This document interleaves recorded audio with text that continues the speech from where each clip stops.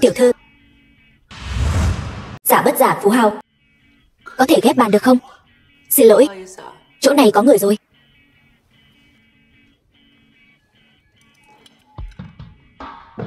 Giờ hết rồi. Phục vụ tính tiền. Để ta.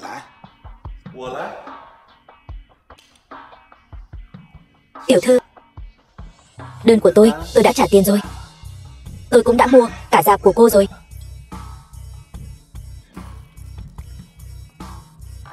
Trông trừu tượng thế. Nhà anh không có gương sao? Tự mình không biết, soi vào đi chứ. Đủ đôi đó. Tôi thích.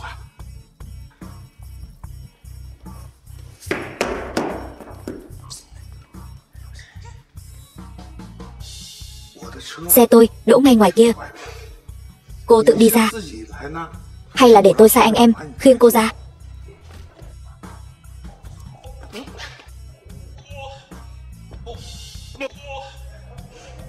Con đàn bà đáng ghét. Đúng là được voi đòi tiên. Dạ tiên sinh, xe của ngài bị đập rồi. Đi.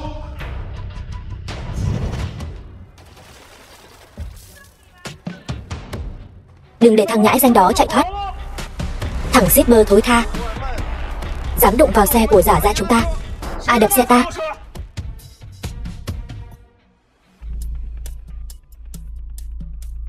Chính là thằng nhóc này đập xe ta sao?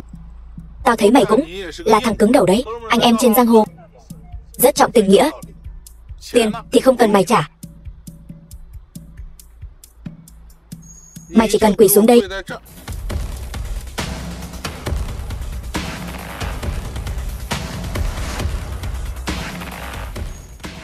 Khấu đầu 3 cái. Gọi một tiếng ba là được. Ơi, ba đây này. Gọi to lên. Giở trò với ta sao? Mày chán sống hả? Xử nó cho ta. The film was translated and narrated by M Media.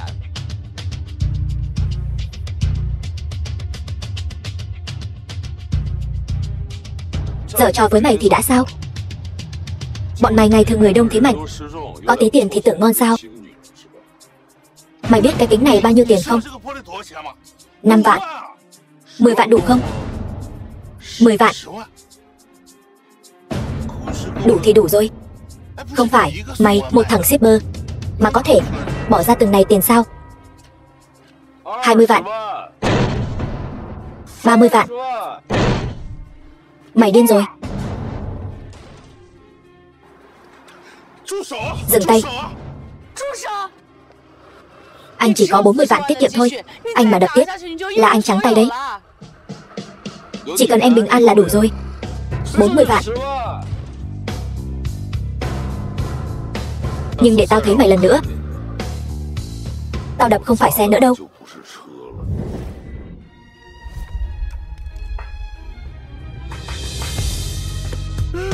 Xe của tôi.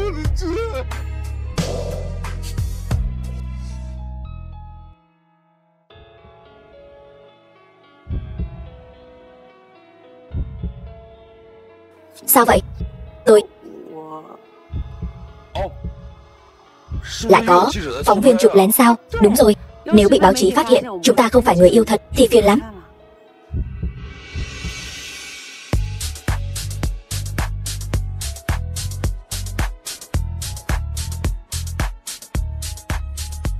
Em yên tâm, có anh ở đây chắc chắn sẽ không để họ phát hiện ra đâu.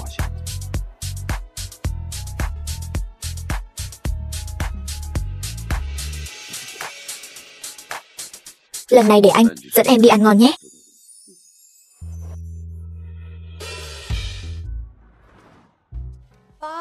Tả Ngạn Paris. Coi như anh có phẩm vị. Nhưng mà loại siêu khách sạn 7 sao này là theo chế độ hội viên. Tôi không có thẻ hội viên. Hay là chúng ta đổi chỗ khác đi? Không đổi. Nhưng tôi nghe nói món ăn ở quán này vừa đắt vừa dở.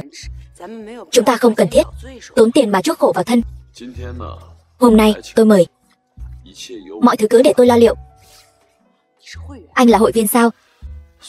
Có thể coi là VIP đặc biệt. Thật hay giả vậy? Tôi nghe điện thoại đã.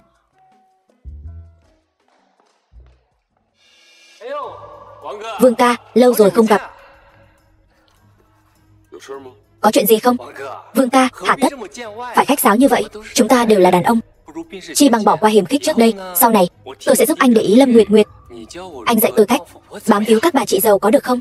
Được thôi. Vậy thì anh hãy bắt đầu từ việc học cách làm người trước đã. Vương Phong, có phải ta đã nể mặt ngươi quá rồi không?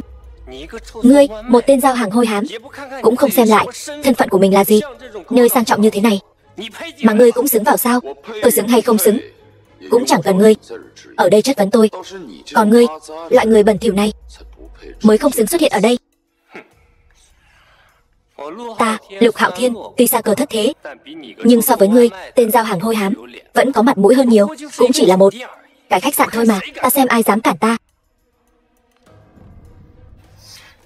Xin chào tiên sinh, xin vui lòng xuất trình thẻ hội viên của ngài. Thẻ hội viên? Đúng vậy, chúng tôi, Tả Ngạn Paris là khách sạn theo chế độ hội viên, chỉ phục vụ hội viên. Không phải chỉ là một cái thẻ hội viên sao? Làm cho tôi một cái. Xin lỗi, thẻ hội viên của chúng tôi hoàn toàn không bán ra ngoài.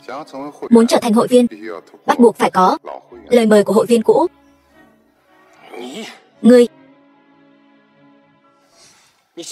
cười cái gì? Cái mà Lục Hạo Thiên ta không có, ngươi, một tên giao hàng hôi hám, làm sao có được? Tôi quả thật không có thẻ hội viên. Ngươi không có thẻ hội viên, vậy sao ngươi dám dẫn Lâm tỷ đến đây ăn đại tiệc? Ngươi lấy đâu ra tự tin vậy? Lục Hạo Thiên, hắn có thẻ hội viên không? Liên quan gì đến anh? Tôi thấy anh rảnh rỗi quá nhỉ? Tôi không phiền hủy bỏ kỳ nghỉ của anh. Lâm tỷ về đúng lúc lắm. Hắn ta là một tên lừa đảo. Hắn ta căn bản không có thẻ hội viên. Cẩn thận hắn ta lừa tỷ đấy. Vương Phong, đều là đàn ông với nhau cả. Ngươi không muốn tiêu tiền, những trò mèo đó tôi đều biết cả. Nếu biết điều thì ngươi hãy thành thật với Lâm tỷ đi. Nếu không, ta sẽ không tha cho người đâu. Tôi tin Vương Phong sẽ không lừa tôi. Lâm tỷ, hắn ta là một tên lừa đảo. Sao tỷ có thể tin hắn ta chứ? Vương tiên sinh, chỗ ngài đã đặt, đã được chuẩn bị sẵn sàng. Mời ngài vào trong dùng bữa. Sao có thể? Hắn ta chỉ là một thằng giao hàng thôi. Sao có thể có thẻ hội viên được? Vương Phong là VIP đặc biệt, không cần thẻ hội viên đâu. Hiểu chưa? Làm sao có thể?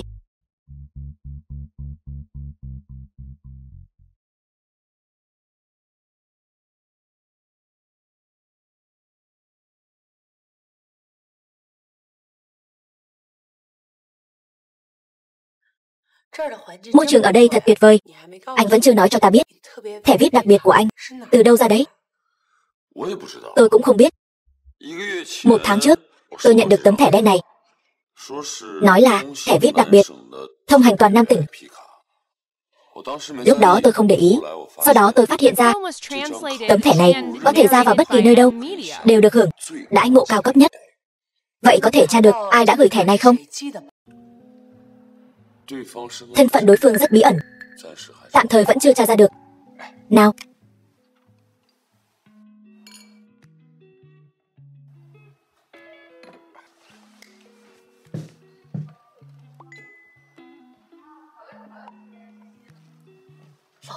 mì xào Kiệu Binh, thích không? Thích lắm. Mấy ngày nay, ngày nào cũng phải đi cùng mấy kẻ lắm tiền, ăn mấy thứ tái sống sượng. Ta thèm món này lắm rồi.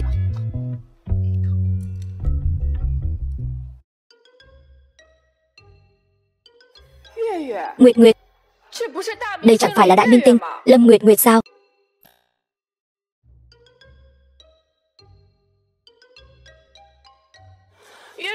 Nguyệt Nguyệt, em thích chị lắm. Tôi rất thích cô. Tôi muốn chụp ảnh cùng cô. Vương tiên sinh, Lâm tiểu thư, hai người mau đi cửa sau đi. Fan của Lâm tiểu thư sắp xông lên rồi. Đi mau.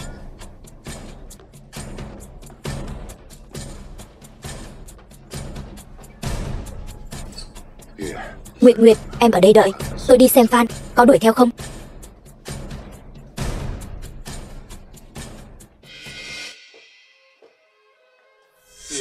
Nguyệt Nguyệt, trùng hợp quá.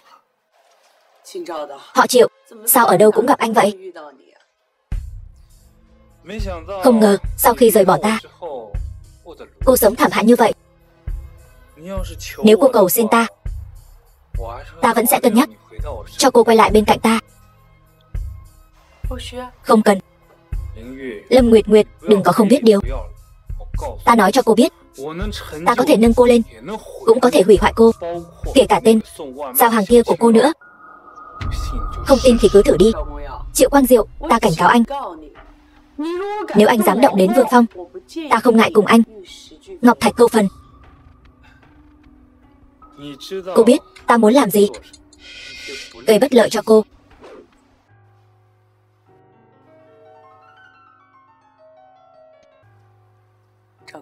Triệu Quang Diệu, bên cạnh ta toàn là cẩu tử. Nếu anh còn muốn yên ổn, ngồi mắt ăn bát vàng thì ta khuyên anh đừng chọc ta. Sao? Sợ rồi sao?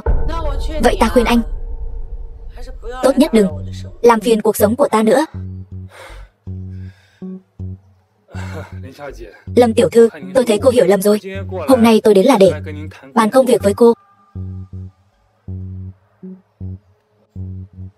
Xin lỗi, tôi không có hứng thú. Tôi hy vọng cô có thể suy nghĩ lại. Nếu không, nếu ta phát tán cái video này, không biết anh chàng giao hàng của cô sẽ nghĩ thế nào về cô. Ta đã sao chép rất nhiều bản. Nếu cô thích, ta tặng cô một bản. Triệu Quang Diệu, anh thật vô sỉ. Sao trước đây ta lại mù quáng yêu một tên như anh? Nguyệt Nguyệt, em thừa nhận em yêu tôi rất vui. Chỉ cần em muốn, tôi vẫn sẽ tha thứ cho em. Ăn sơn hào hải vị nhiều rồi, thỉnh thoảng ăn quán vỉa hè, tôi cũng có thể hiểu được. Xét cho cùng, tôi cũng là người thích tìm kiếm kích thích.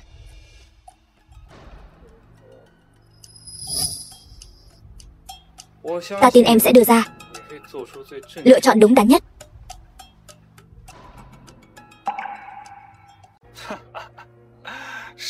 Kẻ thức thời là Trang Tuấn Kiệt. Em quả nhiên không làm ta thất vọng. Nguyệt Nguyệt, sau này tôi vẫn sẽ đối xử tốt với em như trước. Kỳ lạ thật. Triệu Quang Diệu, anh thật sự làm ta mở mang tầm mắt. Anh có hiểu thế nào là yêu và tôn trọng không? Chẳng lẽ anh nhìn một người chỉ nhìn vào vẻ bề ngoài thôi sao? Giống như anh ăn một món ăn, anh chỉ nhìn nó có sang trọng hay không. Nếu không thì sao? Vậy anh sẽ chọn sô-cô-la trông như phân,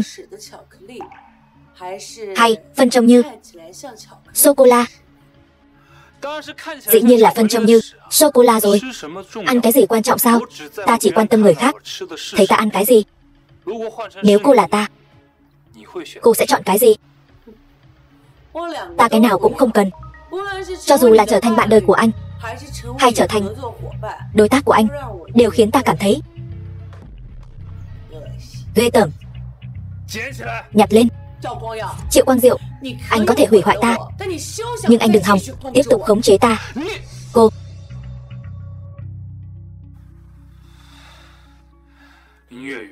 Lâm Nguyệt Nguyệt, ta có thể cho cô thêm một cơ hội.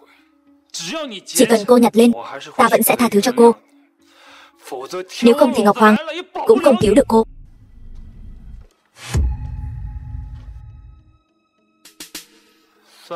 Biết điều đấy. Triệu lão bản, Nguyệt Nguyệt còn nhỏ, cô ấy làm việc chưa đủ chín chắn. Tôi sẽ chỉ bảo cô ấy đôi chút. Nguyệt Nguyệt, em xem em kìa.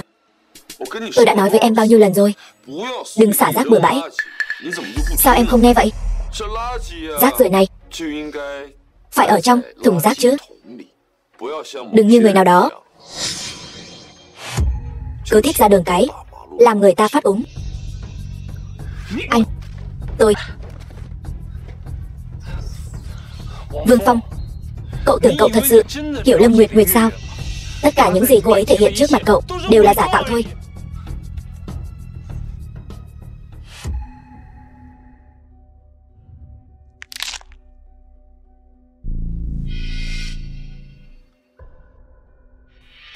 Chỉ là trò đổi mặt ai y rẻ tiền, mánh khóe tầm thường thôi. Cho dù là thật, tôi cũng tin Nguyệt Nguyệt.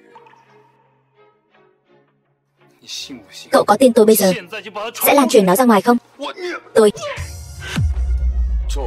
Triệu Quang Diệu, tôi nói cho anh biết, nếu anh dám phát tán nó ra ngoài, tôi sẽ cho anh biết hai chữ hối hận viết như thế nào. Được, Vương Phong, Lâm Nguyệt Nguyệt, hai người cứ đợi đấy.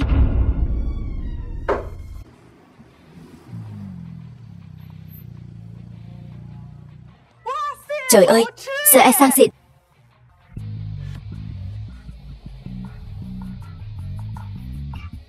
Đây chẳng phải là bạn trai cũ của Lưu Yến sao? Cà phê của cô. Vương Phong, ta muốn nói chuyện với anh. Ta và cô không có gì để nói. Ta thấy có người sắp phải hối hận rồi. Câm miệng cho ta.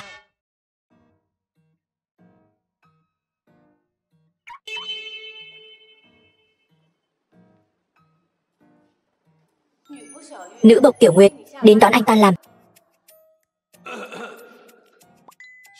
Tiểu Nguyệt vất vả rồi, lát nữa nấu cơm khao cô.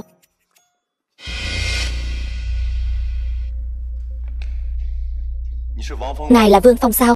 Chúng tôi có việc mời ngài qua một chuyến. Tiên sinh, các người có phải nhầm lẫn rồi không? Vương Phong không thể nào làm ra loại chuyện như vậy. Tiểu thư, đừng kích động, Quân Thành tập đoàn chúng tôi làm việc rất coi trọng chứng cứ. Nếu không liên quan tới hắn, chúng tôi tự nhiên sẽ thả hắn ra. Lần đầu tiên chồng tôi bị tố cáo, tôi cũng nói như vậy. Kết quả thì sao? Chính là hắn ta làm. Chồng ngươi là chồng ngươi. Vương Phong không giống những người đàn ông khác. Này, đừng đi chứ. Thằng nhóc, gan cũng không nhỏ, dám chạy đi quấy rối Tiểu Nhị tiểu thư của Quân Thành tập đoàn chúng tôi. Ta không hiểu các ngươi đang nói gì. Biết Quân Thành tập đoàn chứ? Tập đoàn tài chính lớn nhất toàn cầu, công ty đầu tư trực thuộc Tô thị gia tộc. Vậy thì có quan hệ gì với ta? Nói đi, ngươi không đàng hoàng, giao đồ ăn của ngươi chạy đi quấy rối Kiều tiểu thư, rốt cuộc có mục đích gì? Quấy rối sao? Không phải các ngươi, rốt cuộc đang nói cái gì, còn giả vờ nữa hả? Ta căn bản không quen biết Kiều tiểu thư nào cả. Ngươi cứ đợi đấy.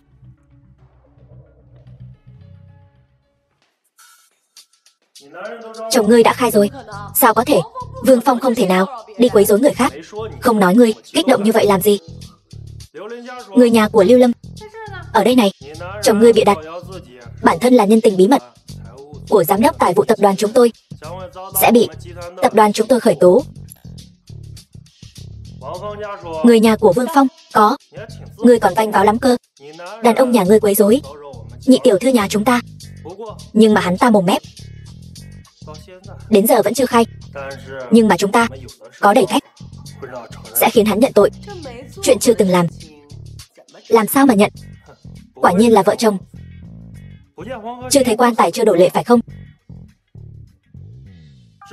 Đây chính là bằng chứng.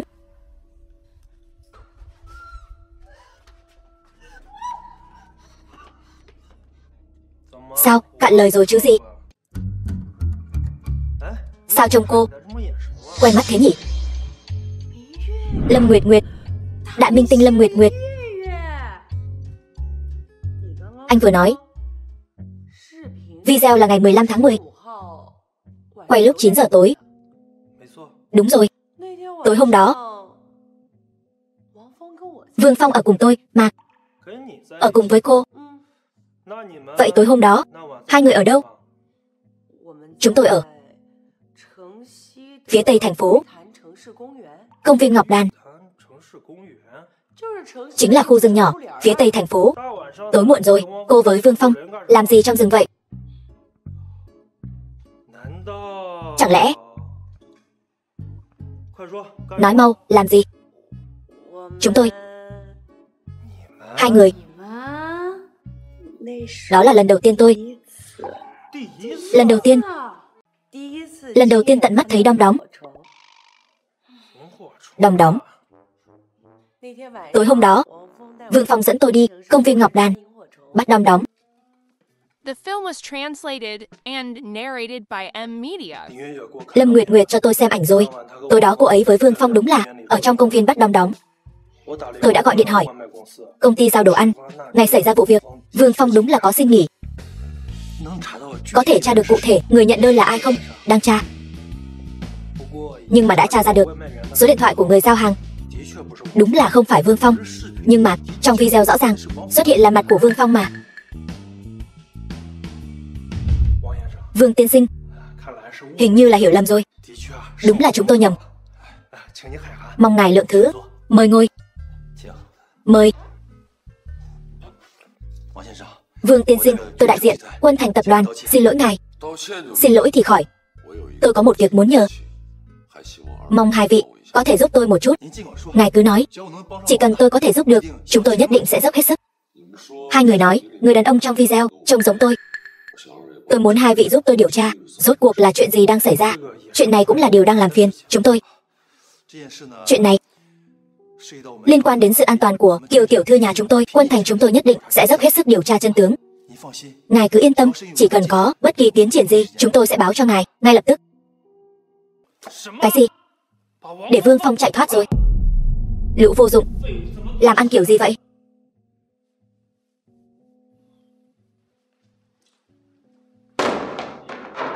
Triệu tiên sinh, bình tĩnh nào. Ông bảo tôi bình tĩnh. Tôi đã cho hắn ta những 100 vạn. Ông biết hắn ta lấy tiền của tôi làm gì không? Đi về vãn người phụ nữ của tôi, đập xe của tôi. Ông còn bảo tôi bình tĩnh. Còn Lâm Nguyệt Nguyệt nữa, cái con đàn bà không biết điều đó. Tôi hạ mình năn nỉ cô ta. Cô ta lại mỉa mai tôi.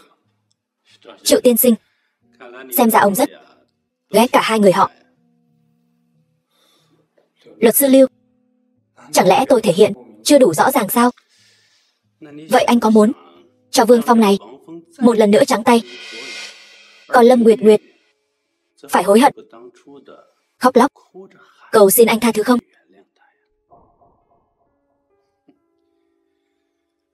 Tôi có một kế, có thể một mũi tên trúng hai đích.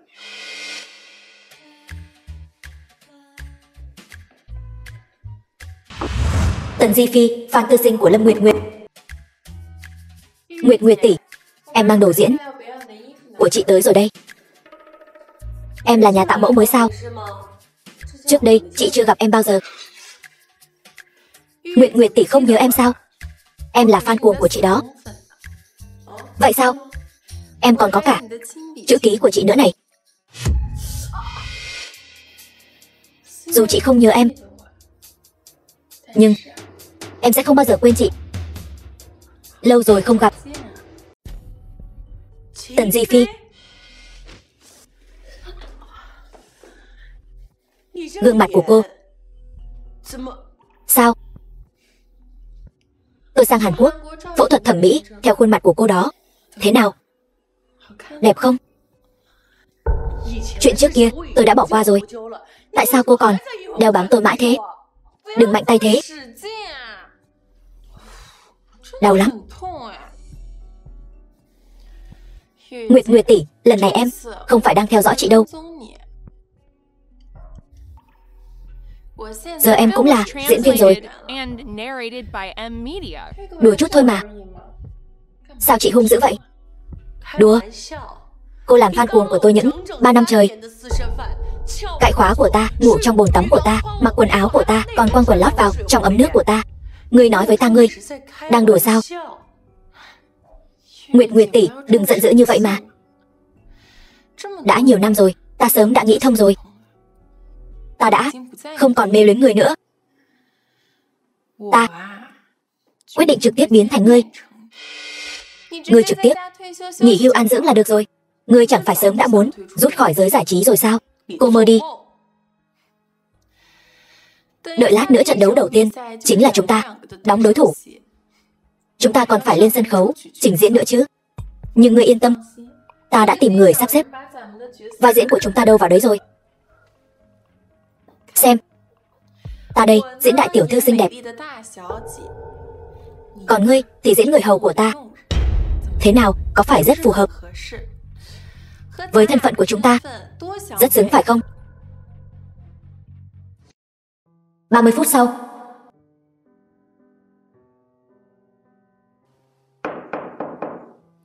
Nguyệt Nguyệt, đói bụng rồi chứ? Nào, ăn chút gì đó đi.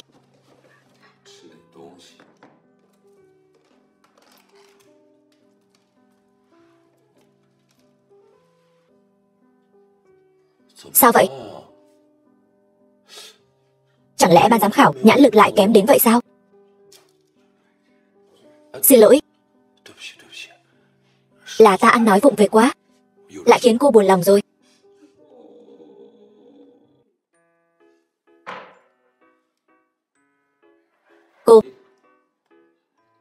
Cô hết buồn nhanh vậy, sao lại không buồn chứ? Ta tại sao phải buồn? Ta thắng trận đấu rồi. Anh thấy ta vừa rồi diễn tốt chứ? Sao lại chẳng có chút cảm giác bất ngờ nào vậy? Không phải, ta biết ngay là cô sẽ thắng mà. Bạn diễn của ta cướp vai diễn đại tiểu thư rồi. Cô ta tưởng mình diễn vai mỹ nhân là có thể lấn át ta, nhưng cô ta không biết rằng người dung mạo tầm thường mà diễn đại mỹ nhân ngược lại sẽ bị khán giả ghét bỏ. Anh nói xem, cô ta tự lấy đá ghẻ chân mình, có phải rất nực cười không? Quả thật là không được thông minh cho lắm. Tần Di Phi, ngươi thấy ta nói có đúng không? Ta khuyên ngươi học làm người trước học nghệ, bớt làm mấy trò tà môn ngoại đạo này đi. Cảm ơn Nguyệt tỷ, thật là được dạy bảo. Nhưng mà Lâm Nguyệt Nguyệt, bao nhiêu năm rồi, sao ngươi vẫn chẳng có chút tiến bộ nào cả? Để ngươi thắng trận đầu tiên chỉ là một phần trong kế hoạch của ta mà thôi. Tiếp theo, chúng ta cứ chờ xem.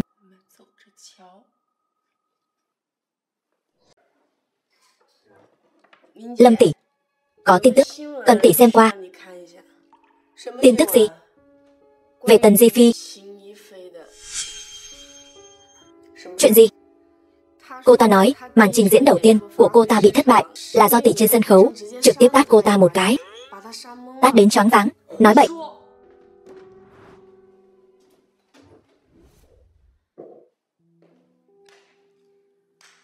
Tần tiểu thư, màn kịch trên sân khấu này diễn chẳng ra gì cả.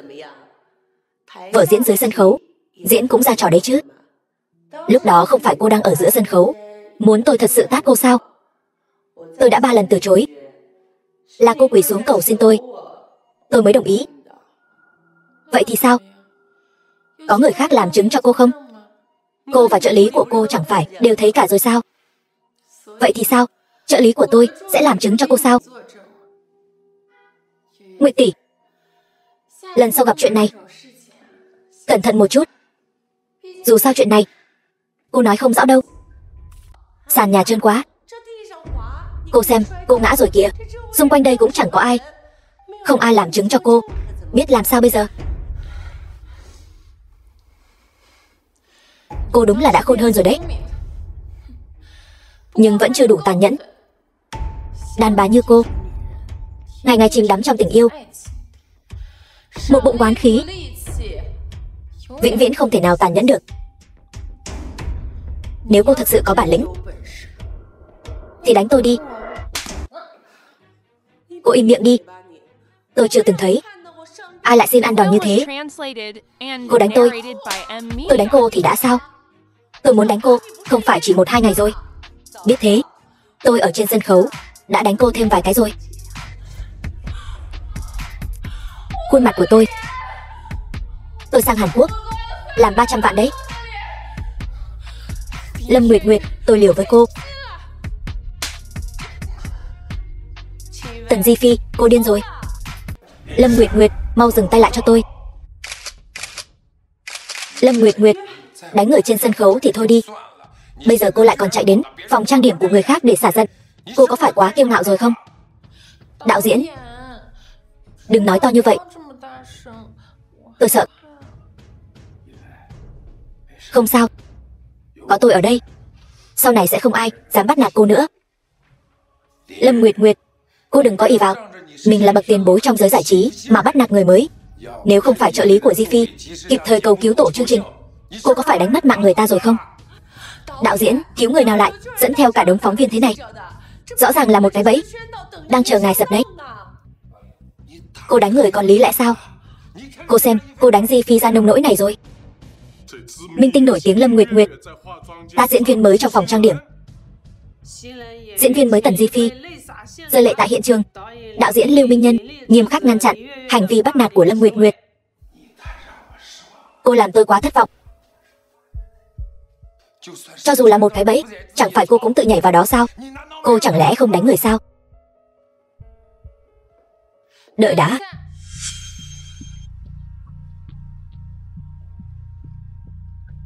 Nguyệt tỷ, tôi mong cô được hạnh phúc. Như vậy cô sẽ không có nhiều oán khí như vậy, có thể làm người tốt. Cảm ơn cô. Ta cũng tặng người một câu. Mong người trước tiên học làm người đi đã.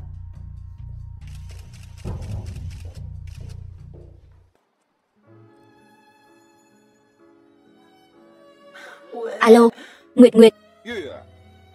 Ta bây giờ liền chạy qua đó, có ta ở đây không cần sợ.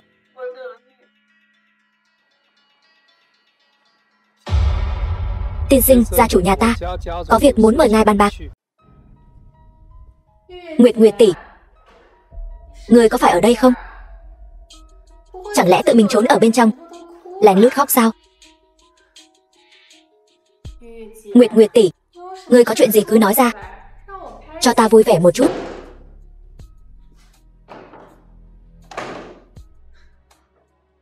Tìm được ngươi rồi, Nguyệt Nguyệt tỷ. Ta có một kế, có thể nhất tiến hạ song điêu. Nói nghe thử. Như vậy đối phó Vương Phong là không có tác dụng. Hắn vốn dĩ chẳng có gì, còn có cái gì sợ mất nữa chứ? Còn có Lâm Nguyệt Nguyệt, phí hết tâm tư đi che chở hắn, không tự lượng sức. Đánh rắn phải đánh bảy tấc. Vương Phong quan tâm nhất cái gì? Cái gì? Lâm Nguyệt Nguyệt chứ còn gì nữa. Thay vì phí tâm tư đi đối phó Vương Phong, không bằng trực tiếp bôi nhọ danh tiếng của Lâm Nguyệt Nguyệt. Đợi cô ấy không còn là cái minh tinh cao cao tại thượng kia nữa. Đến lúc đó, Vương Phong còn muốn cô ấy nữa không? Đến lúc đó, tình yêu, sự nghiệp của Lâm Nguyệt Nguyệt đều không còn nữa. Nàng ấy chẳng phải khóc lóc kêu gào qua cầu xin anh tha thứ cho cô ấy sao? Cao tay, thật sự là cao tay.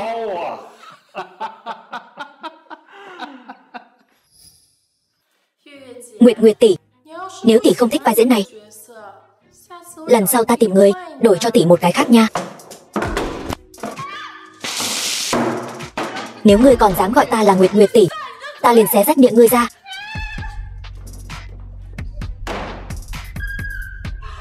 Lâm Nguyệt Nguyệt, cho ngươi lắm mồm, ngươi đừng đánh nữa.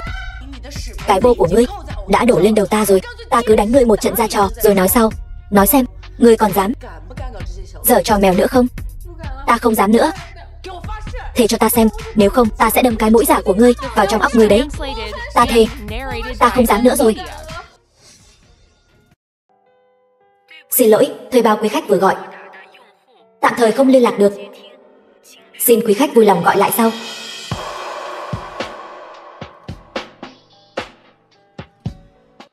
Nguyệt Nguyệt tỷ, Lâm tiểu thư, sao cô vẫn chưa về? Tôi đang đợi bạn trai tôi đến đón tôi, muộn thế này rồi mà vẫn chưa đến. Liên quan gì đến cô? Nếu cô không có việc gì thì mau đi đi, thì đừng ở đây gây phiền phức cho người khác. Tôi cũng đang đợi bạn trai tôi đấy. Lâu rồi không gặp, Lâm tiểu thư. Triệu Quang Diệu, tôi đã nói rất rõ ràng rồi, tôi sẽ không ký hợp đồng với công ty của anh. Tôi e là cô hiểu lầm rồi. Tôi đến đón nghệ sĩ của công ty chúng tôi, Tần Di Phi. Cô ấy cũng giống như cô, đều là những diễn viên rất có thiên phú. Hơn nữa, hai người trông cũng có vài phần giống nhau. Tuy nhiên cô ấy vẫn cần học hỏi từ bậc tiền bối như cô. Dù sao Tần Di Phi cũng trẻ hơn cô nhiều. Vậy chúng ta sẽ không làm lỡ thời gian của Lâm tiểu thư đứng ngoài trời lạnh nữa. Tôi còn phải đưa Tần tiểu thư về. Xét cho cùng có những người thà ngồi khóc ở ghế sau xe giao đồ ăn, cũng không muốn cười trong xe mạch. Cô thấy có kỳ lạ không? Xin lỗi, thuê bao quý khách vừa gọi. Vương Phong, anh đã hứa sẽ đến mà. Chẳng lẽ anh cũng lừa tôi sao? Diễn viên xuất sắc Trung Quốc mùa 1. Lễ trao giải cuộc thi diễn xuất sẽ khai mạc sau nửa tiếng nữa. Quý vị khách mời hãy chuẩn bị sẵn sàng. Lâm lão sư, lát nữa lên sân khấu, cần ngài mặc bộ trang phục biểu diễn lần trước tôi đã mang đến cho ngài rồi. Được rồi, cảm ơn. Vừa rồi chúng ta đã công bố Á quân của cuộc thi diễn xuất lần này. Tiếp theo sẽ long trọng giới thiệu quán quân mùa đầu tiên của cuộc thi diễn xuất lần này. Đó chính là nữ diễn viên nổi tiếng Lâm Nguyệt Nguyệt. Xin mời quý vị cho một tràng pháo tay để chào đón Lâm Nguyệt Nguyệt tiểu thư. Sao cô ta lại ăn mặc như vậy mà lên sân khấu được nhỉ? Chắc chắn là muốn gây chú ý, muốn câu view rồi. Thật là không có điểm dừng. Chúng ta hãy cùng chúc mừng một lần nữa Lâm Nguyệt Nguyệt tiểu thư giành được giải thưởng cao quý. Lâm Nguyệt Nguyệt tiểu thư trong phần biểu diễn đã dùng diễn xuất tinh tế của mình để dẫn đầu và giành được ngôi vị quán quân, thật sự là xứng đáng với danh hiệu. Xin chúc mừng. Tôi muốn tố cáo lý do Lâm Nguyệt Nguyệt có thể giành quán quân là vì thứ 6 tuần trước, tại một khách sạn cao cấp, cô ta đã giao dịch quyền sắc với nhà sản xuất chương trình. Cô đang nói bậy bạ gì vậy? Cô có bằng chứng không? Tôi đương nhiên có bằng chứng.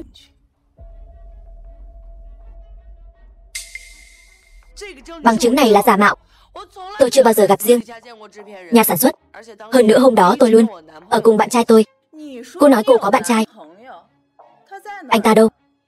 Cô dẫn anh ta ra cho mọi người xem đi. Chứng minh đi. Anh ta đâu?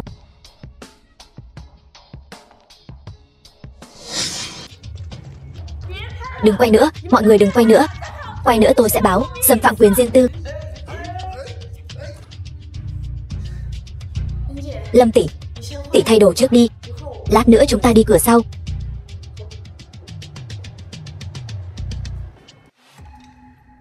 Quần áo của tôi đâu?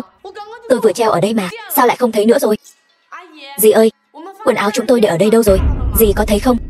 Lúc nãy chuyên viên trang điểm nói đồ đạc trong phòng này đều không dùng nữa, nên tôi đã vứt hết đi rồi. Dì vứt đi đâu rồi? Tôi vứt vào thùng rác rồi. Xe rác vừa đến lấy đi rồi. Tất cả đều bị lôi đi rồi. Bọn người này quá đáng lắm rồi. Giờ phải làm sao đây?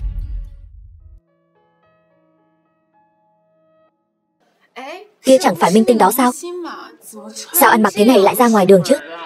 Hay là mốt mới nhất nhỉ? Nhìn nhiều cũng thấy thời trang đấy chứ.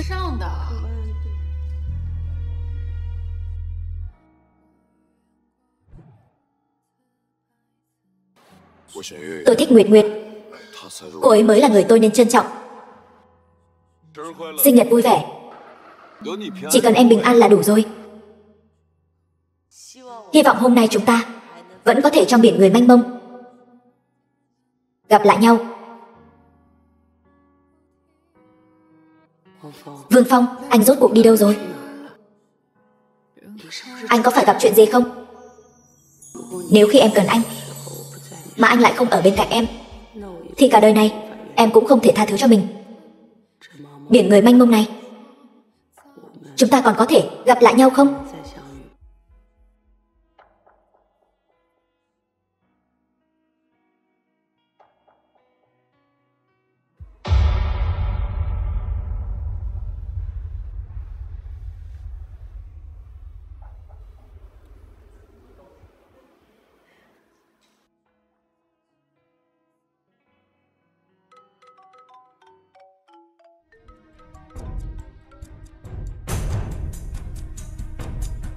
Lâm tiểu thư, 300 vạn, chuẩn bị xong chưa?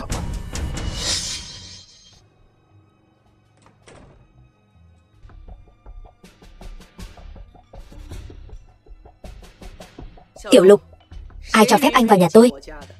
Tôi tất nhiên là mở cửa đi vào rồi. Mở cửa đi vào? Anh lấy đâu ra chìa khóa? Cô có biết điểm yếu lớn nhất của cô là gì không? Chính là quá tin tưởng người khác. Tôi tranh thủ lúc rảnh đã trộm một chiếc chìa khóa của cô, rồi lén lút đánh thêm một chiếc. Đừng đứng đó. Lại đây, ngồi đi nhanh, mời. Nói đi, có chuyện gì? Tiền. Chuẩn bị thế nào rồi? Tiền gì? Tất nhiên là tiền bịt miệng rồi. Cô không muốn những chuyện của cô bị đăng lên mạng chứ? Tôi có làm chuyện gì mờ ám đâu. Tin nóng hổi đây. Bạn trai mới của đại minh tinh Lâm Nguyệt Nguyệt lại là một phú hào bí ẩn. Này, cô nói xem mấy cái tài khoản truyền thông kia sẽ nghĩ thế nào? Thằng nhãi nhà họ Vương đó từ nhỏ đã là thứ không cha không mẹ.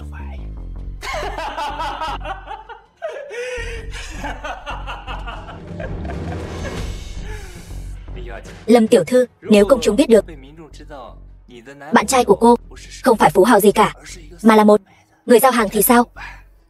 Vậy thì sao? Vậy thì danh tiếng của cô tiêu tan hết rồi. Cô nghĩ fan của cô sẽ nghĩ sao trong mắt họ? Lâm Nguyệt Nguyệt cao quý lạnh lùng, lại là bạn gái của một anh chàng giao hàng.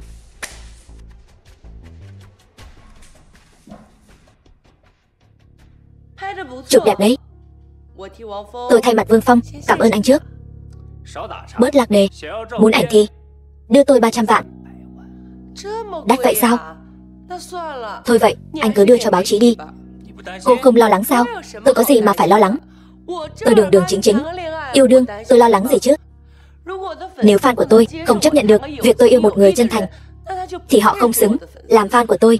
Nếu dư luận muốn bàn tán thì cứ để họ bàn tán. Anh cứ đưa cái này cho báo chí đi. Tôi cũng muốn cho cả thế giới biết người đàn ông của tôi nghiêm túc lên, trông cũng đẹp trai đấy chứ. Cô còn hơn cả tưởng tượng của tôi, đúng là khó chơi thật. Vài tấm ảnh mà đòi 300 vạn, quả thực là chưa đủ đô. Vậy nếu thêm vào đó cả video của cô với Vương Phong thì sao? Vậy có đủ đô chưa hả? Cái video gì vậy? Tôi với anh ta có hành động thân mật gì đâu. Lấy đâu ra video chứ? Đừng có giả nai nữa. Video này chính là mặt của cô với Vương Phong. Chất lượng quay phim cũng khá ổn đấy chứ. Mỗi lần xem là tôi lại thấy sụp sôi. Chúng ta cùng xem nhé. Sao lại? Xem cô bình thường nghiêm nghị thế nào. Trên giường lại khá là dẻo miệng đấy chứ. Bỏ 300 vạn mua cái video này không đắt đâu nhỉ? Video quay cũng được đấy.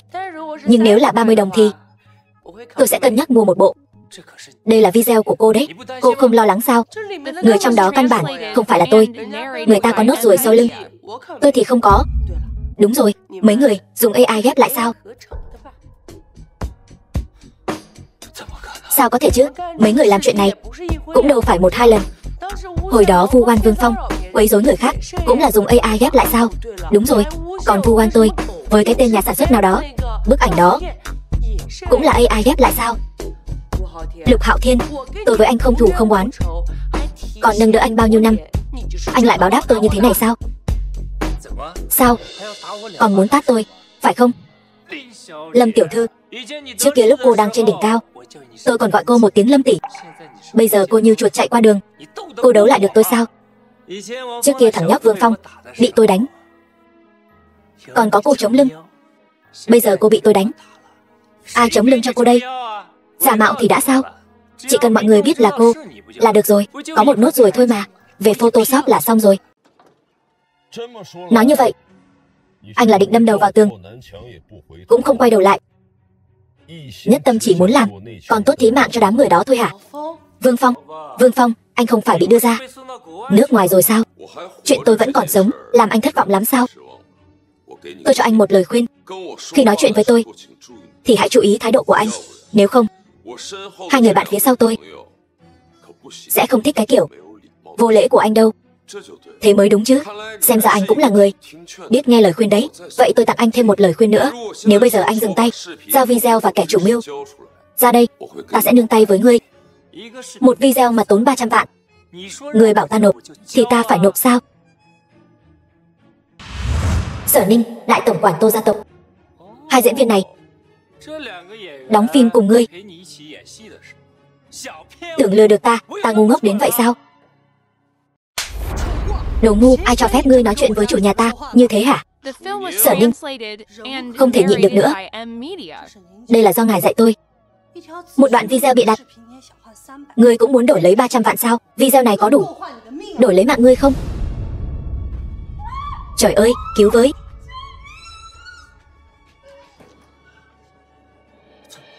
Sao có thể? Sao các ngươi lại có cái này? Giúp kẻ ác chuốc họa vào thân. Lục Hạo Thiên, ta không phải chưa từng nhắc nhở ngươi. Ta bảo ngươi sớm nói ra. Kẻ chủ mưu mà ngươi không chịu, vậy tội sỉ nhục nhị tiểu thư Kiều gia này, ngươi tự làm thì một mình gánh chịu đi. Giao cho Kiều gia xử lý. Vương ca, Lâm tỷ, tha cho tôi đi. Đừng giao tôi cho Kiều gia. Giao cho Kiều gia thì tôi trầu trời mất. Kiều gia sẽ không lấy mạng ngươi đâu. Kiều gia chỉ khiến ngươi sống không toàn thây thôi. Lâm tỷ, coi như nể tình tôi với cô bao nhiêu năm nay, không có công cũng có khổ. Cô nương tay đi, tôi cái gì cũng làm. Tôi khai chính là Triệu Quang Diệu sai khiến tôi làm. Nghe được cái tên này từ miệng ngươi, thật sự khiến ta thấy càng ghê tởm hơn. Ta đã nói rồi, bỏ cái bàn tay bẩn thỉu của ngươi ra khỏi người bạn gái ta. Biết trước như vậy, tại sao lúc đầu lại làm? 3 phút trước là cơ hội sống sót cuối cùng dành cho ngươi. Đáng tiếc ngươi chấp mê bất ngộ. Lôi đi. Khoan đã, tôi có lời muốn nói.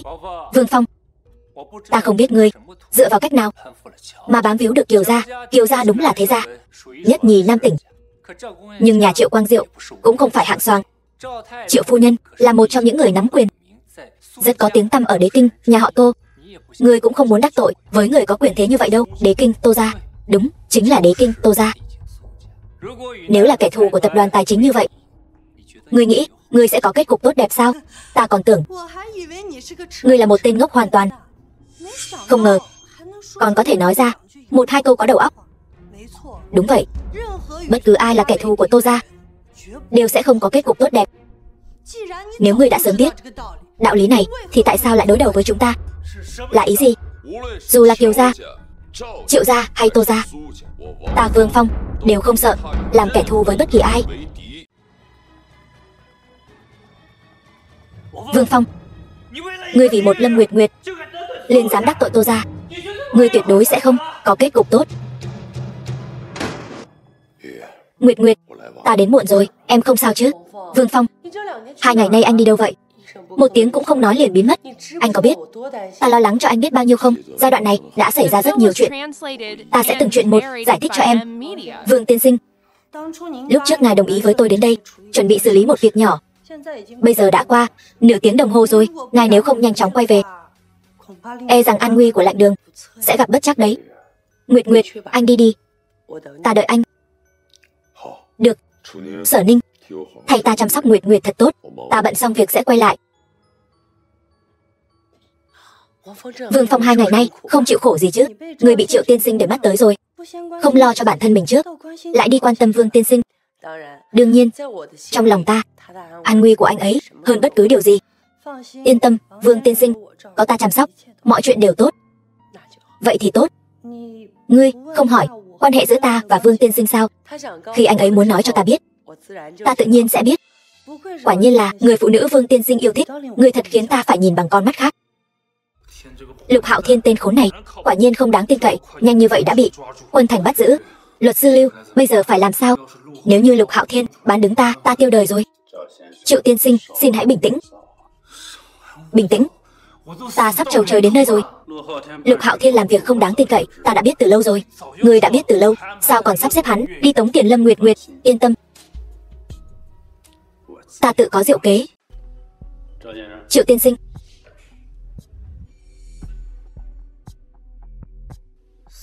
Tứ Hải Thương hội, ai mà không biết.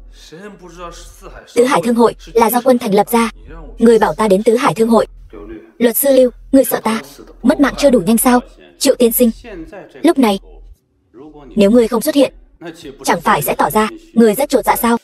Hơn nữa, cho dù ngươi chạy, ngươi có thể chạy đi đâu? Với thế lực của Kiều gia, sớm muộn gì cũng sẽ bắt ngươi về. Giờ phút này, nơi nguy hiểm nhất chính là nơi an toàn nhất. Đến lúc đó, Chắc chắn cô ta sẽ đến chứ.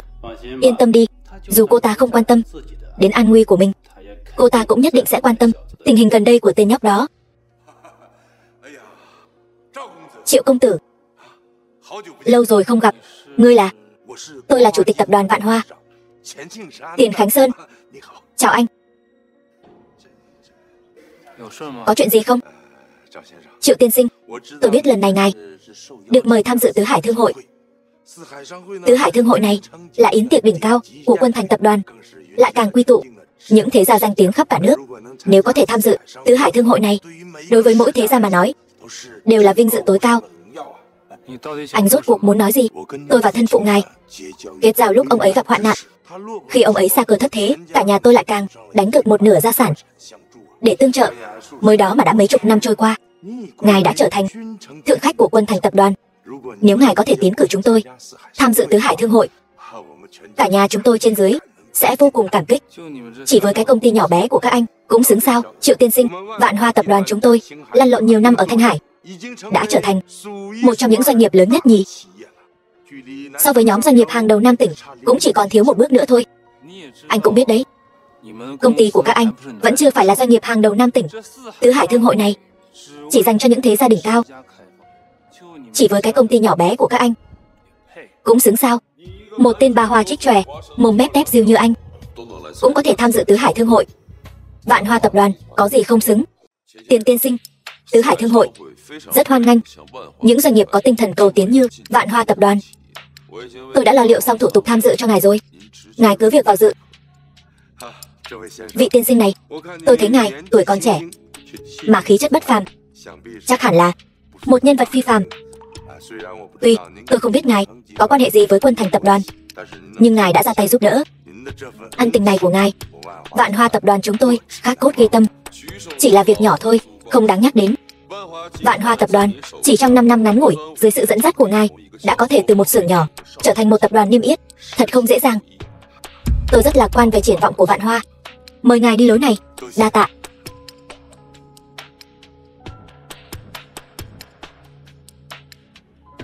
Vương Phong, sao anh lại tới đây? Tứ Hải Thương Hội là do tôi tổ chức. Tôi không đến thì làm sao các người tổ chức được? Ai mà chẳng biết, Tứ Hải Thương Hội này là do Quân Thành tập đoàn tổ chức. Tôi không biết anh đã dùng thủ đoạn gì để bám víu vào nhị tiểu thư nhà họ Kiều, nhưng anh lại dám nói thương hội này là do anh tổ chức. Vương Phong, anh có phải là chán sống rồi không? Anh còn dám sai người đi quấy rối nhị tiểu thư nhà họ Kiều. Ai mà chán sống bằng anh chứ? Phu không, ta với Kiều nhị tiểu thư không thù không oán, ta cần gì phái người đi quấy rầy cô ta? Hơn nữa, ai mà không biết quyền thế tập đoàn Quân Thành là địch với Quân Thành chẳng khác nào là địch với Nam tỉnh. Cho dù là ta cũng phải kiêng dè 3 phần. Không ngờ ngươi còn biết mấy cân mấy lượng của mình. Còn ngươi, Vương Phong, hồ giả hổ uy, cầm lông gà làm lạnh tiến. Quân Thành biết ngươi cuồng vọng thế này không? Nhà chúng ta với Kiều lão gia tử cũng coi như là chỗ quen biết cũ. Đến lúc đó ta sẽ cho Kiều lão gia tử biết một con cún mà ông ta nuôi lại muốn leo lên đầu của ông ta. Kiều Tùng Đô, ngươi với ông ta chắc không thân thiết gì đâu nhỉ? Ngươi vậy mà dám trực tiếp gọi đại danh của Kiều lão gia tử. Ta đã nói rồi, Tứ Hải Thương Hội là vì ta mà lập nên.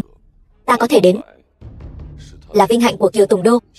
Được thôi, Vương Phong, hy vọng lát nữa ở Thương Hội khi gặp Kiều lão gia tử, ngươi vẫn có thể cuồng vọng thế này, vẫn còn nhớ những lời ngươi vừa nói.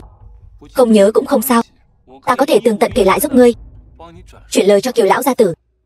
Được thôi, chỉ là e là ngươi không có tư cách gặp mặt Kiều Tùng Đô. Tư cách? Ta không có tư cách. Ngươi đang nói gì vậy? Ngươi chỉ là tên giao hàng thối tha. Nói như vậy, ngươi có phải nên cảm ơn ta không? Những gì ngươi đang có, tất cả đều là nhờ ta ban cho. Không có ta, ngươi có thể tiếp xúc với giới thượng lưu, ngươi vẫn là một thằng nhóc nợ nần chồng chất. Không có ta, ngươi vẫn còn ở ngoài đường lớn hứng gió Tây Bắc mà giao hàng đấy. Nói như vậy, vậy ta cũng coi như là cha mẹ tái sinh của ngươi rồi. Nếu ta bảo ngươi quỳ xuống khấu đầu 2 cái, gọi một tiếng ba ba, cảm ơn cũng không quá đáng đâu nhỉ?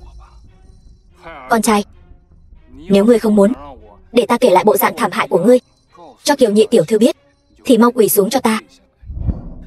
bồi lễ tạ lỗi. Tạ lỗi? Ngươi đùa ta sao? Tạ lỗi. Thả lão tử ra, nếu không. Tạ lỗi. Quá tam ba bận. Xin lỗi.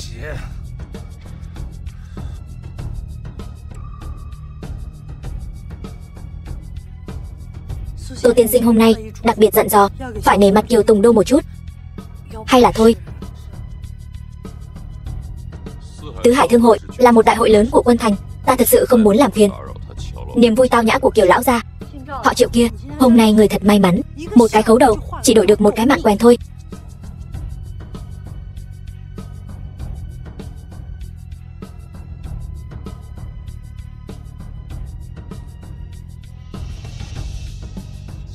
Nhục nhã hôm nay ta thế nào cũng phải báo.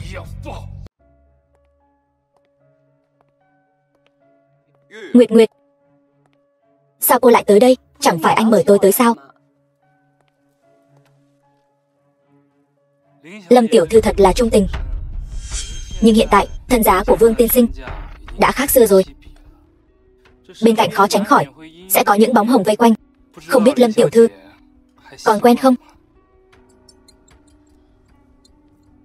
Cảm ơn Triệu lão bản gọi bạn gái tôi tới đây. Bạn gái Vương lão bản thật xinh đẹp.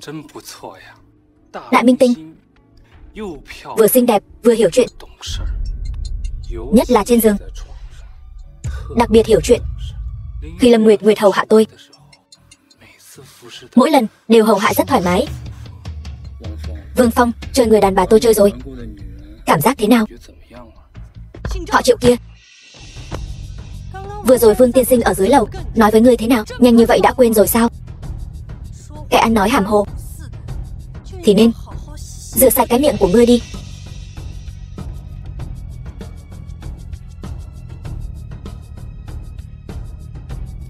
Nhóc con, tôi đảm bảo đây là lần cuối cùng tha thứ cho ngươi.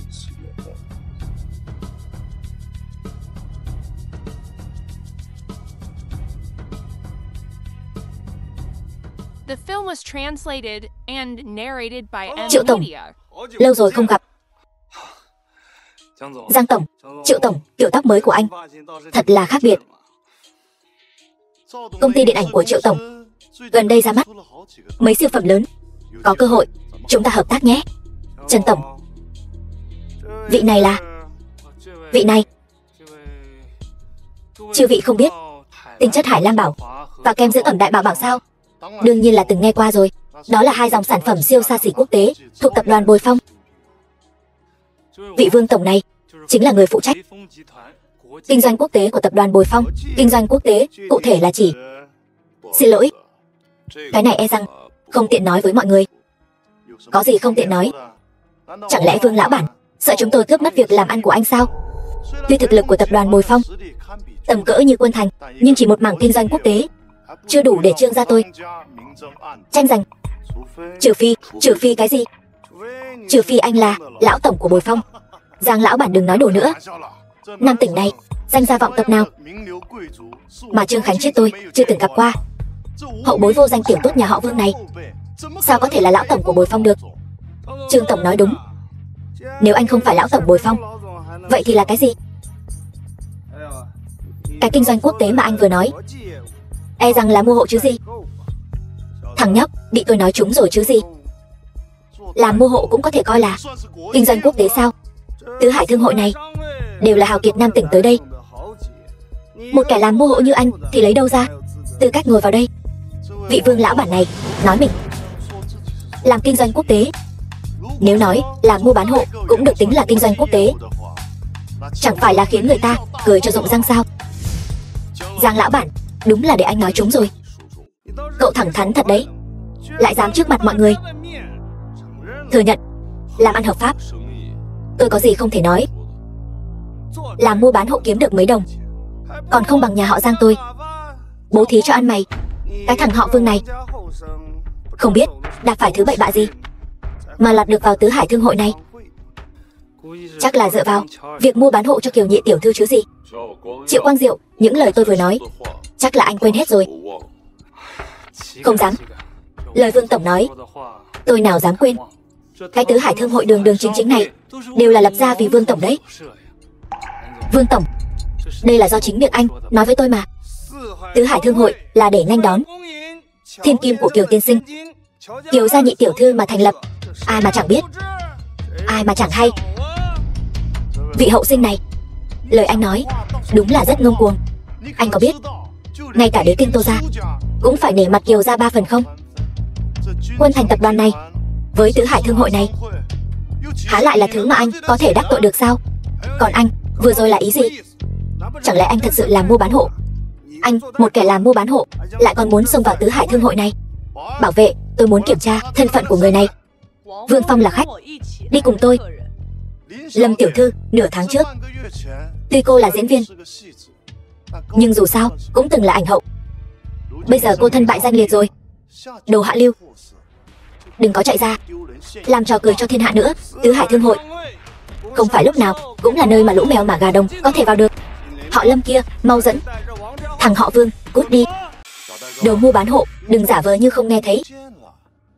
Biết điều thì tự cút đi, nếu không bảo vệ sẽ lôi ra ngoài. Mọi người đều mất mặt. 1 phút. Nếu các người xin lỗi, tôi có thể cân nhắc cho các người một con đường sống. Cái gì? Anh bảo chúng tôi xin lỗi? Tôi không nghe nhầm chứ? Chúng tôi có lòng tốt, bảo anh tự cút đi. Anh lại còn ảo tưởng bắt chúng tôi xin lỗi anh. Xin hỏi, tôi dựa vào cái gì mà phải xin lỗi anh? Chẳng lẽ dựa vào việc tứ hải thương hội này là được lập ra vì anh sao? Tôi thấy anh sai rồi. Uống 2 ngụm nước tiểu ngựa mà dám ở đây làm càn. Ở đây ai là không phải danh gia vọng tộc? Há gì ngươi tùy ý phóng túng? Bảo an, gọi Ngô tổng quản của các ngươi đến. 2 cái tên điên ông điên bà này, ta thấy cũng coi bộ cũng xứng đôi đấy. Thừa dịp bây giờ còn thời gian, mau cút xéo đi. May ra còn làm được vài đơn hàng xách tay. Tối nay về nhà ăn cơm, gọi dĩa đậu phộng nhắm rượu. Cũng không đến nỗi say xỉn đến mức này. Cứ thế để chúng quay về thì quá hời cho chúng rồi. Loại người không biết trời cao đất dày này sớm muộn cũng trở thành tai họa của Nam tỉnh. Giang tiên sinh nói đúng, không biết trên dưới mà làm bậy. 2 kẻ này căn bản không xứng sống lay lắt ở Nam tỉnh. Khi nào tôi nói tôi làm hàng xách tay, ngươi chẳng phải thừa nhận ta nói đúng sao? Nếu ngươi không làm hàng xách tay, chẳng lẽ ngươi thật sự là tổng giám đốc Bồi Phong? Khoan đã, Giang lão bản, biết đâu vị Vương tiên sinh này thật sự có khả năng là ông chủ đứng sau tập đoàn Bồi Phong. Nếu tôi thật sự phải thì sao? Nếu ngươi thật sự phải, tôi dập đầu 3 cái cho ngươi. 3 cái không cần, 1 cái là đủ. Nhiều quá ta cũng sợ giảm thọ. Ngươi còn nửa phút, đủ cho các ngươi dập đầu xin lỗi. Thời gian cũng đủ cho ngươi chạy trốn. Lát nữa Ngô tổng quản đến, e là ngươi muốn chạy cũng chạy không thoát. Mọi người làm sao vậy?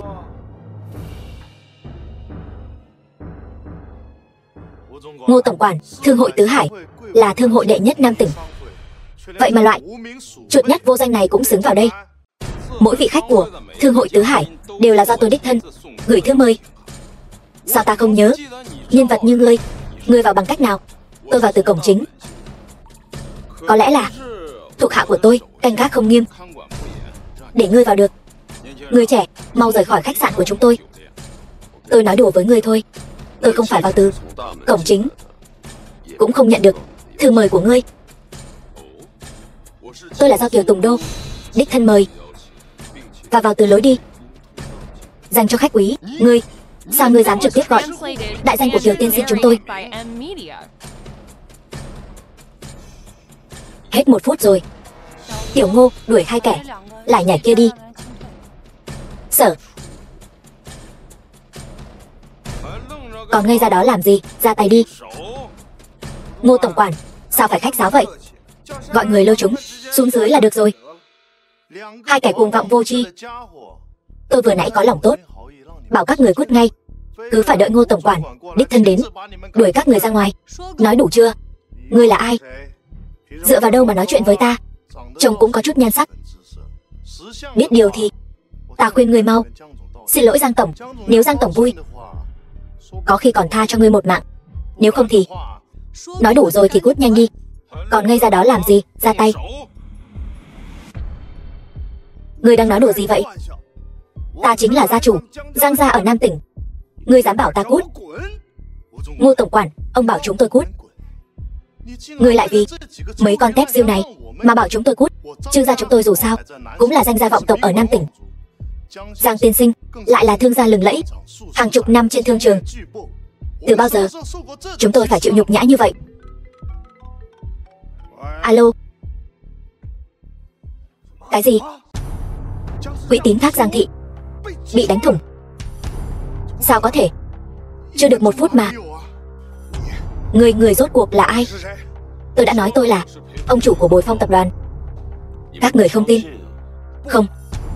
Cho dù ngươi nói thật, ngươi thật sự là ông chủ của Bồi Phong, nhưng với cơ nghiệp trăm năm của Giang thị gia tộc tôi, quỹ tín thác không lý nào lại bị đánh thủng trong vòng 1 phút. Thân phận của ngươi tuyệt đối không đơn giản như vậy. Ngươi cũng khá thông minh đấy, nhưng ngươi đã hiểu ra quá muộn. 1 phút đã qua, bây giờ cầu xin đã quá muộn rồi. Cút về chuẩn bị tự triệt đường sống đi. Vương tiên sinh, chúng tôi có mắt như mù. Gây ra đại họa này, xin hãy cho tôi một cơ hội, làm trâu làm ngựa cho ngài, tha cho tôi một con đường sống. Kẻ tầm thường như tôi mất cũng không đáng tiếc, nhưng Giang tiên sinh là bậc trưởng bối của biết bao danh gia. Hôm nay trước mặt các danh gia vọng tộc Nam tỉnh, xin ngài hãy tha cho chúng tôi một con đường sống. Được, hôm nay tâm trạng ta tốt, ta sẽ cho các ngươi một con đường sống. Cảm ơn Vương tiên sinh. Không cần cảm ơn ta, ta nói là cho các ngươi một con đường sống. Lát nữa ta nói cút. Ai trong các ngươi cút nhanh nhất, người đó sẽ có được con đường sống này.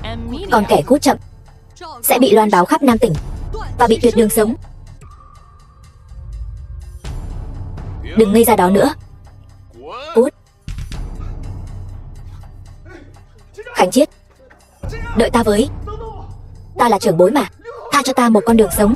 Lão già đáng ghét này, tao cho mày đường sống, ta phải làm sao? Đi đi, sống mấy chục năm rồi, đủ vốn rồi. Khánh Chiết, kẻ vướng víu đã xuống đài. Triệu Quang Diệu, hôm nay ngươi đến, rốt cuộc là tính toán gì? Ngươi cứ nói thẳng ra đi. Không ngờ Kiều gia lại coi trọng ngươi như vậy, để ngươi tiếp quản Bồi Phong tập đoàn. Tên ăn bám, chỉ biết núp sau lưng đàn bà. Sao quay? Vương Phong, ăn bám, cảm giác thế nào? Ta còn tưởng ngươi có bao nhiêu bản lĩnh, hóa ra chỉ là đứng sau lưng một người đàn bà khác thôi.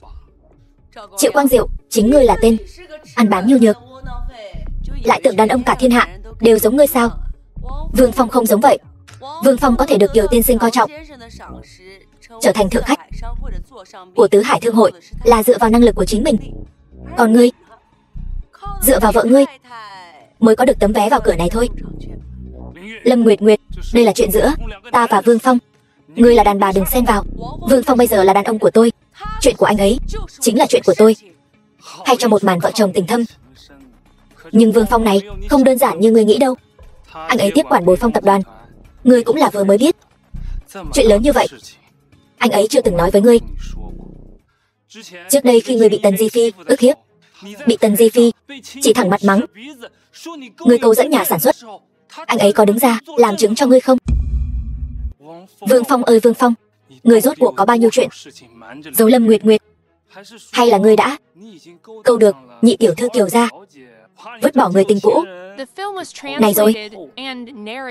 Nguyệt Nguyệt, ta đã nói với ngươi rồi, hạng đàn ông nghèo hèn không đáng tin.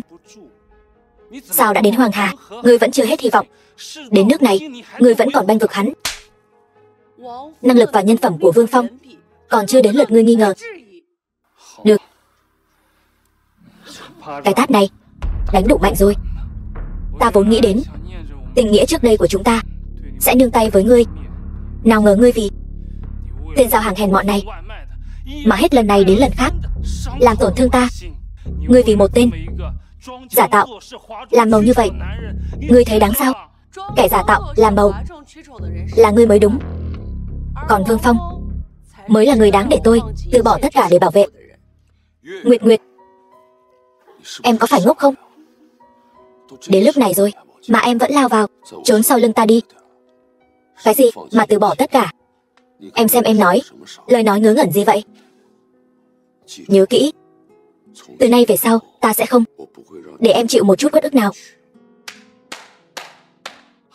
Đúng là một đôi cẩu nam nữ. Những lời tình cảm các ngươi nói đều khiến ta cảm động. Là không biết sắp tiêu đời rồi. Chuẩn bị cùng nhau tuẫn tình sao? Tiêu đời thì phải xem ngươi có bản lĩnh đó không. Cảm tạ hai vị đã diễn cho mọi người một vở kịch tình thâm ý thiết hay như vậy. Đừng vội, lát nữa Kiều tiên sinh đến mới có trò hay để xem. Triệu tiên sinh, nếu ngươi không muốn mất thảm thì nhân lúc Kiều tiên sinh chưa tới, bây giờ đi còn kịp. Nhân vật chính còn chưa xuất hiện. Tại sao ta phải rời đi trước? Ta còn muốn xem cho kỹ Lâm Nguyệt Nguyệt này sẽ có kết cục gì. Kẻ nào dám gây sự ở đây? Kiều tiên sinh, Triệu gia ở Nam tỉnh cũng có chút danh vọng. Triệu tiên sinh ở đây ồn ào như vậy là sao? Kiều tiên sinh, ngài không biết đấy thôi. Tôi kích động như vậy đều là vì Kiều gia mà bất bình. Nghe đồn mấy hôm trước Thiên Kim Kiều gia ở nhà bị kẻ xấu quấy rối. Triệu Quang Diệu, người rốt cuộc đang tính toán gì? Lục Hạo Thiên đã bị giải đến Kiều gia. Hắn ta là chủ mưu, không những không chạy mà còn chủ động trước mặt Kiều tiên sinh nhắc đến chuyện Lục Hạo Thiên quấy rối nhị tiểu thư Kiều gia.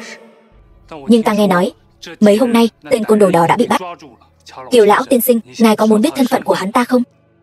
Nói ta nghe. Đến lúc đó chỉ cần ngươi chắc chắn ta nói như vậy. Kiều lão già sẽ tin sao? Nếu không, ngươi nghĩ Triệu gia nhiều binh hùng tướng mạnh như vậy, ta không chọn lại cố tình chọn tên ngu ngốc Lục Hạo Thiên này để làm việc cho chúng ta. Ta chính là coi trọng. Chuyện này nếu qua tay Lục Hạo Thiên mà làm thì chúng ta tiến có thể công, lui có thể thủ. Thành hay không đều có người chịu trách nhiệm. Còn ta khi bày ra cái bẫy này đã sớm chôn sẵn manh mối. Đến lúc đó chỉ cần giao Lục Hạo Thiên cho Kiều gia, Kiều gia chỉ cần điều tra sơ qua sẽ phát hiện tất cả bằng chứng đều chỉ về một người.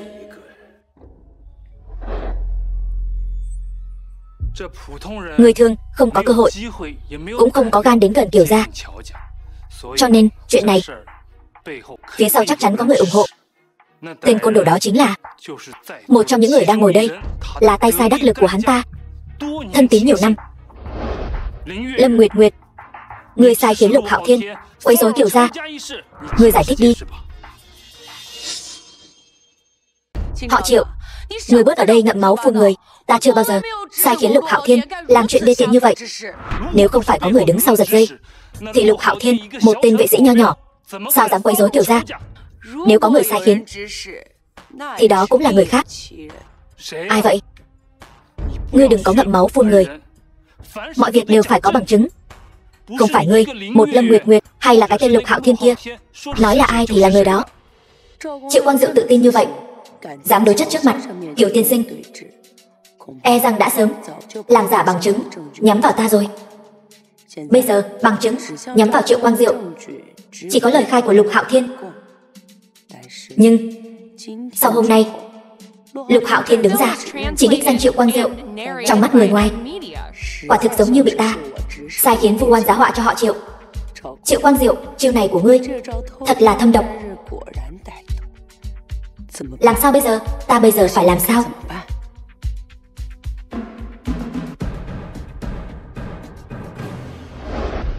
Triệu tiên sinh môi son răng trắng, sao có thể ngậm máu phun người như vậy? Người bôi nhọ thanh danh của một cô gái như vậy, chẳng lẽ không sợ báo ứng sao? Tôi cũng không muốn vạch trần Lâm tiểu thư. Tôi chỉ thấy Lâm tiểu thư tuổi còn trẻ mà không đi đường ngay. Tôi hôm nay vạch trần cũng coi như chúc cô ta sớm ngày tỉnh ngộ, quay đầu là bờ, đừng sai lầm nữa. Triệu tiên sinh, anh hiểu lầm ý tôi rồi. Quấy rối gì chứ? Chuyện hoang đường như vậy anh nghe ở đâu ra? Anh vu oan giá họa, làm bẩn thanh danh của tiểu thư Kiều gia. Ai mà không biết Kiều gia là đệ nhất thế gia ở Nam tỉnh, còn nhị tiểu thư Kiều gia là hòn ngọc quý trên tay Kiều gia. Làm sao có thể để đám mèo mà gà đồng đến gần?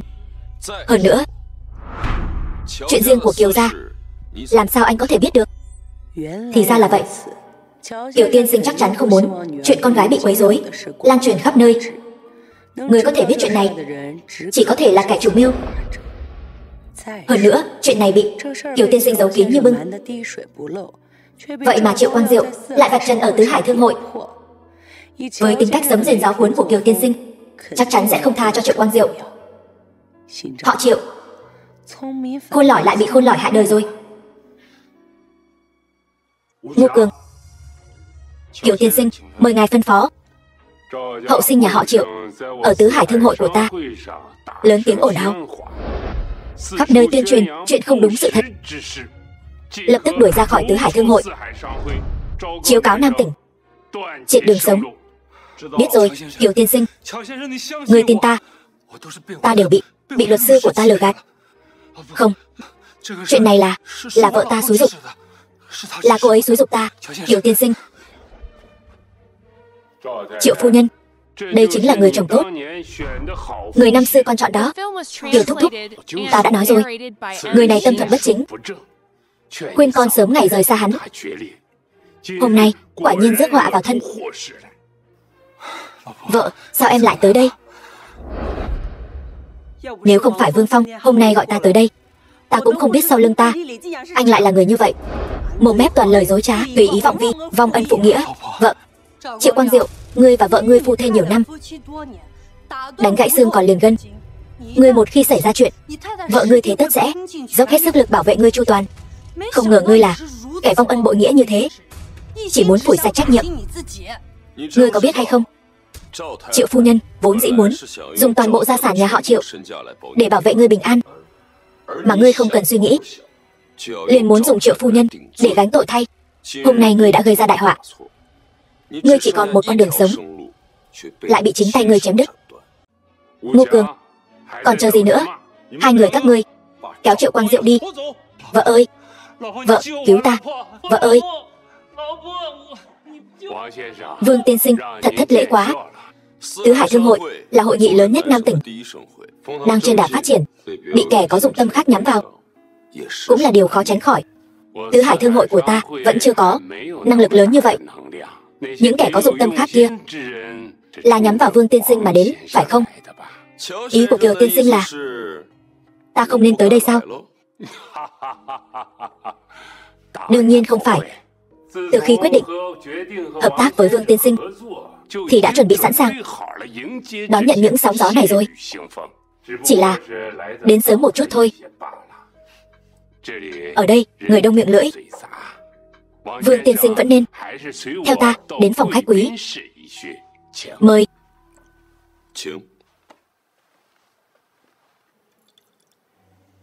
Có thể mời được Vương tiên sinh đến, thật là vinh hạnh cho Kiều gia ta. Kiều tiên sinh quá khiêm tốn rồi. Không ngờ Vương tiên sinh còn trẻ tuổi như vậy mà đã gan dạ hơn người. Vừa rồi nhờ có Vương tiên sinh ra mặt giải nguy cho Kiều gia ta, chỉ là việc nhỏ thôi, không đáng nhắc đến. Vũ Manh, mau vào cảm ơn Vương tiên sinh.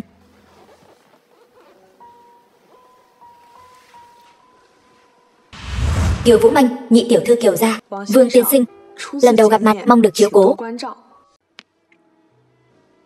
Vị này chính là nhị tiểu thư Kiều gia, Kiều Vũ Manh phải không? Phải. Kiều tiên sinh tinh minh cường cán, lúc này gọi con gái ra, e rằng là có thâm ý khác. Hai người cứ trò chuyện trước đi, ta đi tiếp đãi khách một chút. Trà này còn chưa uống, chuyện cũng chưa trò chuyện. Kiều tiên sinh, không cần vội vàng rời đi như vậy. Người trẻ tuổi các cậu có nhiều chuyện để nói hơn. Ta, lão già này, ở đây chỉ thêm mất vui. Hôm nay, tất cả mọi người của Tứ Hải Thương hội đều là hướng về danh vọng của Kiều tiên sinh mà đến. Kiều tiên sinh nếu chưa nói được mấy câu đã rời đi, e rằng người khác sẽ nghĩ chúng ta có hiểu lầm gì đó. Như vậy thì không hay lắm. Khách sáo rồi. Vũ Manh, rót trà cho Vương tiên sinh. Không cần đâu, làm ăn mà, cần phải rộng kết thiện duyên. Nếu Kiều tiên sinh có ý muốn hợp tác với Vương mỗ, vậy chi bằng cùng ta đến hội trường, ta sẽ giới thiệu cho ngài vài vị khách cũng được. Vương tiên sinh, mời đi trước. Ta sẽ đến ngay. Vũ Manh, dù con muốn sao trên trời, ba cũng sẽ nghĩ cách hái cho con. Nhưng lòng người đàn ông không thể cưỡng cầu. Con cũng thấy rồi đấy. Vương Phong, hắn không thích cưỡng ép. Mọi việc cứ từ từ thì sẽ thuận lợi. Giống như trà ngon này, phải từ từ thưởng thức. Ba, đừng nóng vội. Chuyện gì? Chúc mừng Vương tiên sinh. Từ khi ngài tiếp quản tập đoàn Bồi Phong, 7 dự án của tập đoàn đều có sự tăng trưởng đáng kể về hiệu suất. Ngài không chỉ nhanh chóng nắm vững tập đoàn Bồi Phong mà còn hoàn thành tốt hơn cả mong đợi cao nhất của chúng tôi. Đó là điều đương nhiên. Lúc đầu tôi tiếp quản Bồi Phong, tôi đã hứa sẽ mang lại một tương lai tốt đẹp hơn cho Bồi Phong. Chúc mừng ngài, ngài đã chứng minh được bản thân. Việc tôi hứa với các người đã làm được rồi. Vậy còn việc các người hứa với tôi thì sao? Nghi thức kế nhiệm gia chủ đã bắt đầu được chuẩn bị, chỉ còn chờ ngài xác nhận thời gian. Tôi nói không phải chuyện này. Mẹ tôi gần đây thế nào? Yên tâm, chỉ cần ngài kế nhiệm gia chủ, chúng tôi tự nhiên sẽ đảm bảo an toàn cho mẹ ngài. Sau khi hoàn thành nghi thức kế vị, sẽ để hai mẹ con đoàn tụ.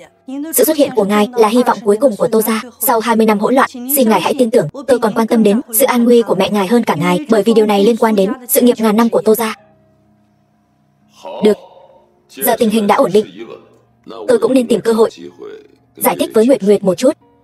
Chuyện của Tô gia, cô ấy là người ngoài, không cần biết nhiều như vậy. Cô ấy không phải người ngoài. Ban đầu sở dĩ tôi không giải thích với cô ấy là vì các thế lực đang tranh giành nhau. Cô ấy biết càng ít, càng an toàn. Nhưng sự việc đến nước này, tôi nên thẳng thắn với cô ấy. Cô ấy đối với cậu quan trọng đến vậy sao? Chẳng lẽ cả Tô gia cũng không bằng một Lâm Nguyệt Nguyệt? Đó là điều đương nhiên. Ngày mai tiệc tại Tả Ngạn Paris, sắp xếp ấm cúng một chút. Giúp tôi hẹn cô ấy nhé. Đừng nói là tôi mời, cứ nói là tiệc chiêu đãi thương mại. Tôi muốn cho cô ấy một bất ngờ. Hẹn ai? Còn có thể là ai nữa? Dĩ nhiên là bạn gái tôi rồi. Hoa tươi này có phải là không được tươi nữa rồi không? Có cần đổi hoa mới không? Đây là hoa sáng nay mới từ Điện Nam vận chuyển đến. Nếu ngài muốn hoa mới thì chỉ có thể ra ruộng hái vài bông cho ngài thôi. Vậy thì mau sắp xếp người đi hái đi, không kịp nữa rồi. Hơn nữa khí hậu Long Thành hoàn toàn không thích hợp để trồng hoa hồng. Loại hoa hồng ngài chọn gọi là linh chi yêu tinh, vô cùng quý giá. Chỉ có trồng ở Điện Nam mới có thể phát triển tốt. Cứ yên tâm đi, bạn gái ngài nhất định sẽ thích.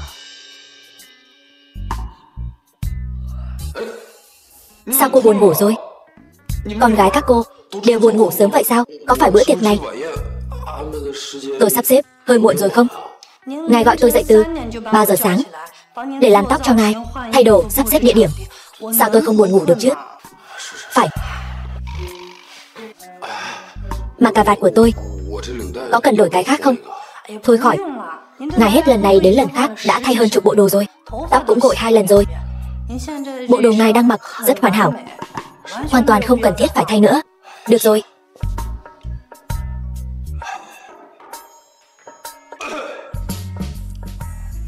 Mời vào.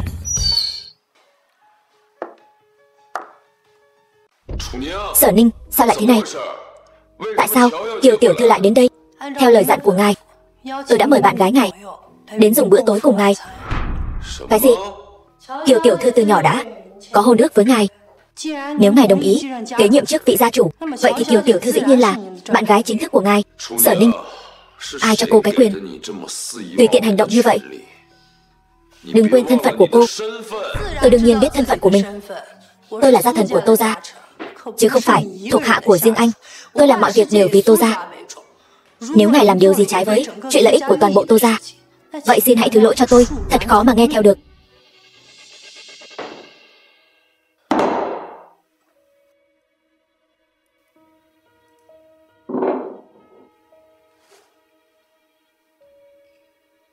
Vương Phong, tuy chúng ta chỉ có duyên gặp gỡ 2 lần, nhưng em tự tin có thể làm bạn gái của anh thật tốt.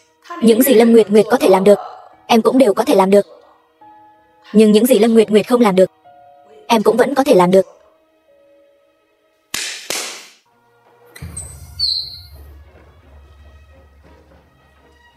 Nghe nói anh thích linh chi yêu tinh. Bông hoa này vô cùng tôn quý, Toàn bộ đại hạ chỉ có trang viên nhà chúng tôi mới có thể trồng ra được loài hoa quý giá như vậy. Anh có thích không? Nếu anh đồng ý kết thông gia với em nguyện ý dùng một nửa cổ phần của Quân Thành tập đoàn để biểu hiện thành ý. Ngại quá, Kiều tiểu thư, bông hoa này tôi không thể nhận. Nếu không, bạn gái tôi sẽ không vui. Không sao cả, tôi không để tâm việc anh có bạn gái. Vương tiên sinh, anh muốn tìm bao nhiêu bạn gái cũng không thành vấn đề. Chỉ cần em là vợ hợp pháp của anh muốn có bao nhiêu bạn gái thì có bấy nhiêu bạn gái. Dù sao những người phụ nữ đó cũng chỉ là chơi đùa thôi. Em không quan tâm cô ta. Kiều tiểu thư thật sự là đại lượng. Anh suy nghĩ một chút. Bỗng dưng tôi không còn khẩu vị nữa.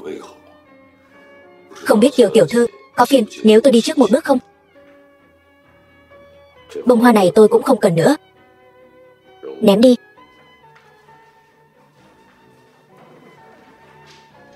Sở Ninh tỷ, em có phải nói sai rồi không? Mẹ của Vương Phong lúc trước chính là bạn gái của gia chủ tiền nhiệm Tô tiên sinh. Đợi sau khi sinh ra Vương Phong mới phát hiện Tô tiên sinh đã có gia đình. Chỉ là Tô phu nhân bản thân không thể sinh con, cũng không cho phép sự xuất hiện của những đứa con riêng khác, cho nên con của Tô tiên sinh vì nhiều nguyên nhân khác nhau mà mất. Chỉ có mẹ của Vương Phong mang theo cậu ta lẩn trốn khắp nơi mới tình cờ lưu lại cho Tô gia dòng máu cuối cùng. Quả nhiên vẫn là tôi đã chạm vào nỗi đau của cậu ấy. Nhưng tôi thật sự không phải cố ý. Sở Ninh tỷ, em còn hy vọng không? Yên tâm, liên minh giữa Tô gia và Kiều gia vững chắc không thể phá vỡ. Không phải dựa vào Vương Phong một mình có thể chống lại. Vậy bây giờ chúng ta phải làm sao? Tôi cũng không ngờ Vương Phong lần này lại kiên quyết như vậy. Xem ra cô họ Lâm kia cũng khá biết cách nắm bắt đàn ông. Mong chờ Vương Phong hồi tâm chuyển ý là không thể nào. Chuyện đã đến nước này, chỉ có thể ra tay từ Lâm Nguyệt Nguyệt. Lâm tiểu thư, đồ ăn của cô đây. Cảm ơn nhé.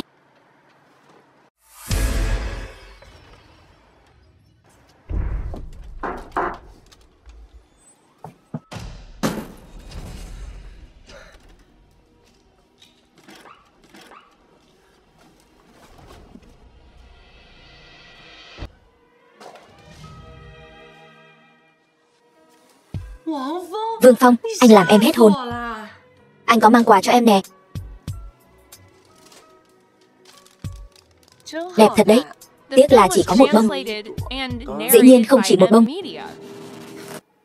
Đi theo anh.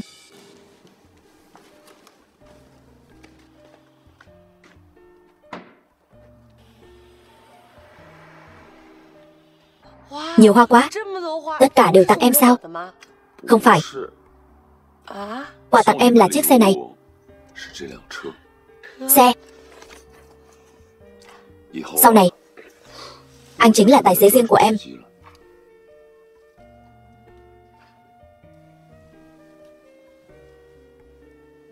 Nguyệt Nguyệt.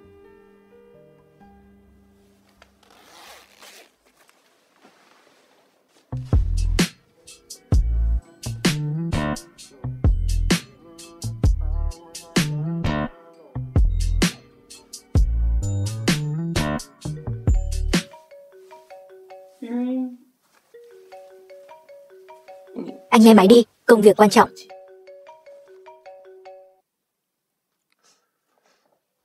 Alo. Cái gì? Bắt buộc phải đến ngay bây giờ sao?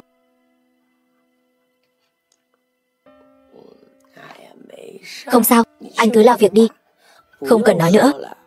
Em biết. Bận xong rồi, nhớ về sớm nhé. Anh còn nợ em một lời giải thích đấy. Đợi anh bận xong việc, anh sẽ quay lại ngay. Đúng rồi. Ngày kia anh có một bữa tiệc gia đình rất quan trọng. Em có thể cùng anh tham dự không? Anh có hai chuyện rất quan trọng muốn nói với em.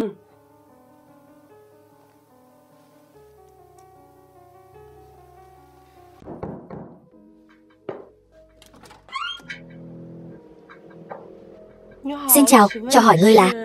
Ngươi chính là Lâm Nguyệt Nguyệt. Đúng vậy.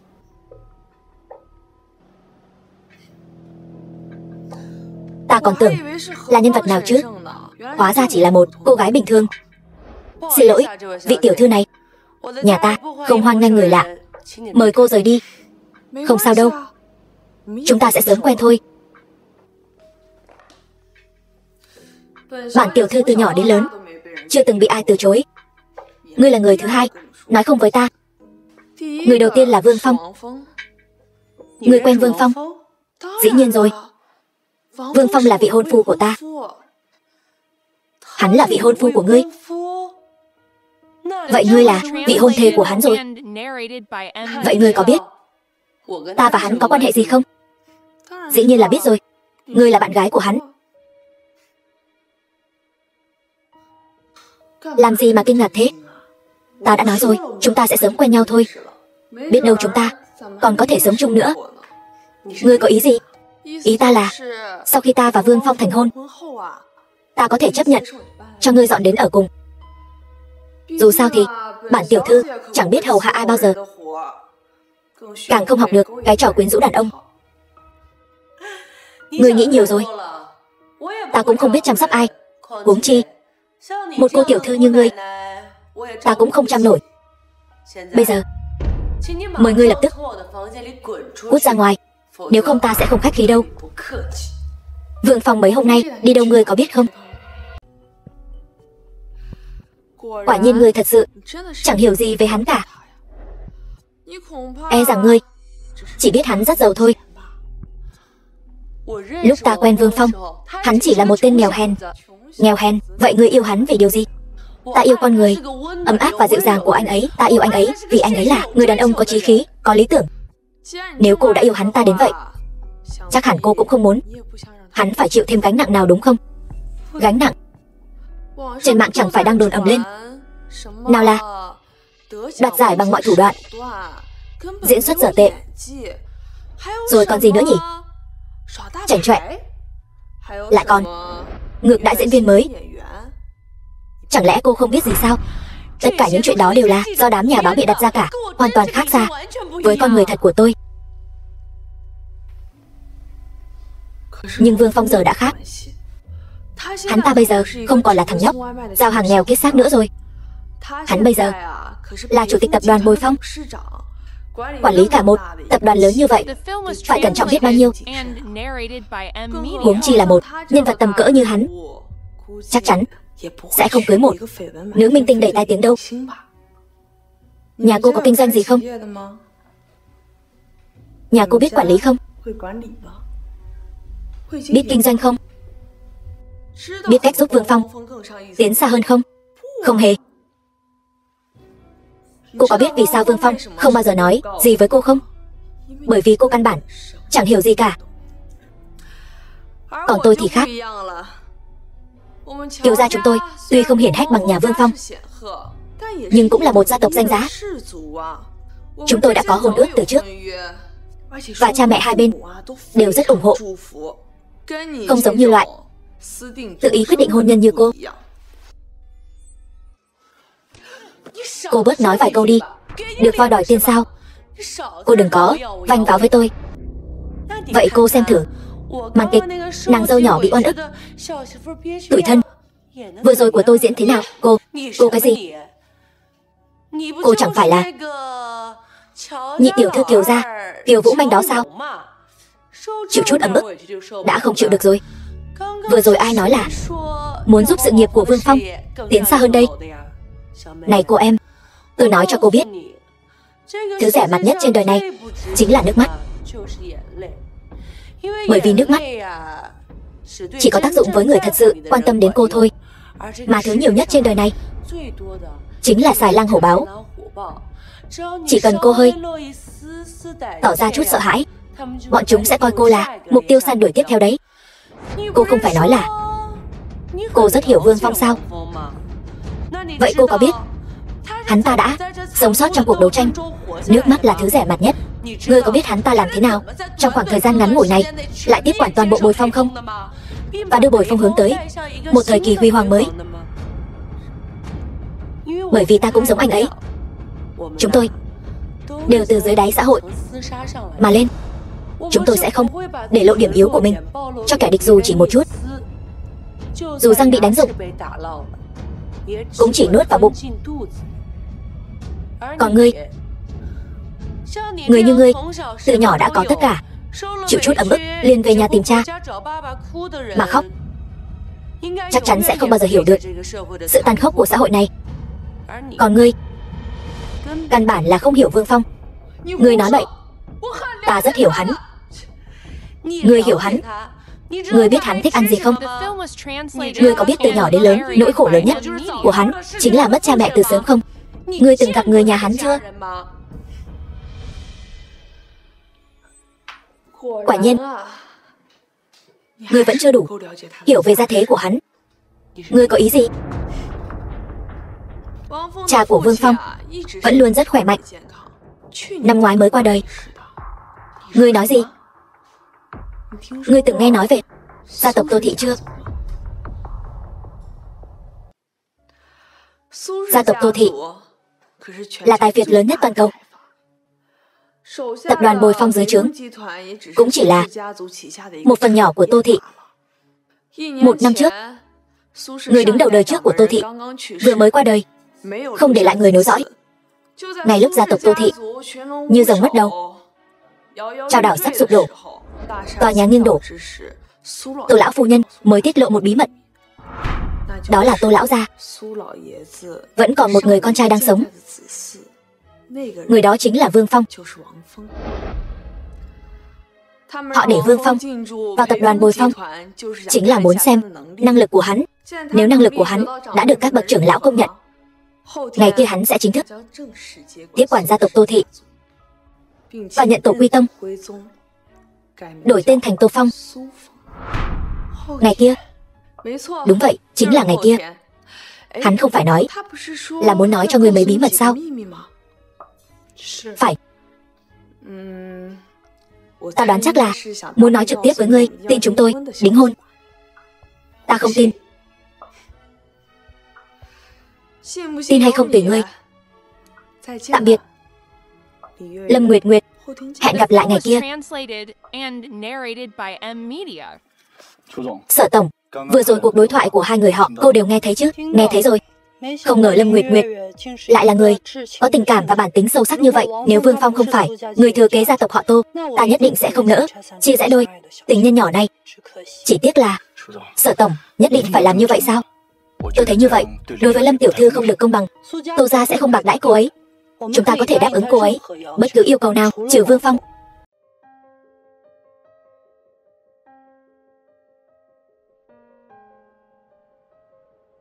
Hôm nay thịnh thế là để chúc mừng kế hoạch phục hưng của gia tộc Tô Thị. Những vị có mặt ở đây đều là trụ cột của Tô Thị. Và tôi, người kế nhiệm gia chủ Tô Thị, cũng đang ở giữa các vị. Cẩn Chi, nghe nói người kế nhiệm gia chủ trước đây lưu lạc khắp nơi, mấy tháng trước mới tìm được. Đúng vậy.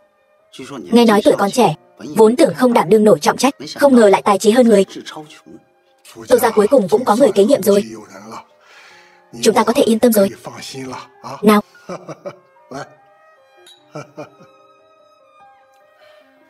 Người kế nhiệm gia chủ Tô gia này thật sự lợi hại như vậy sao? Đó chắc chắn là người xuất chúng. Thì ra anh chính là người kế nhiệm gia chủ Tô gia sao? Bị em đoán trúng rồi. Đây chính là bí mật đầu tiên anh muốn nói với em hôm nay. Bí mật thứ hai là em sẽ sớm biết thôi. Anh nhéo tay em làm gì vậy? Anh lo lắng nhỡ đeo không được thì sao? Đeo không được, đừng nói nữa, em sẽ biết ngay thôi. Kính mời các vị thân hữu giữ trật tự. Tiếp theo, chúng ta xin mời người kế nhiệm gia chủ Tô Thị Tô Phong.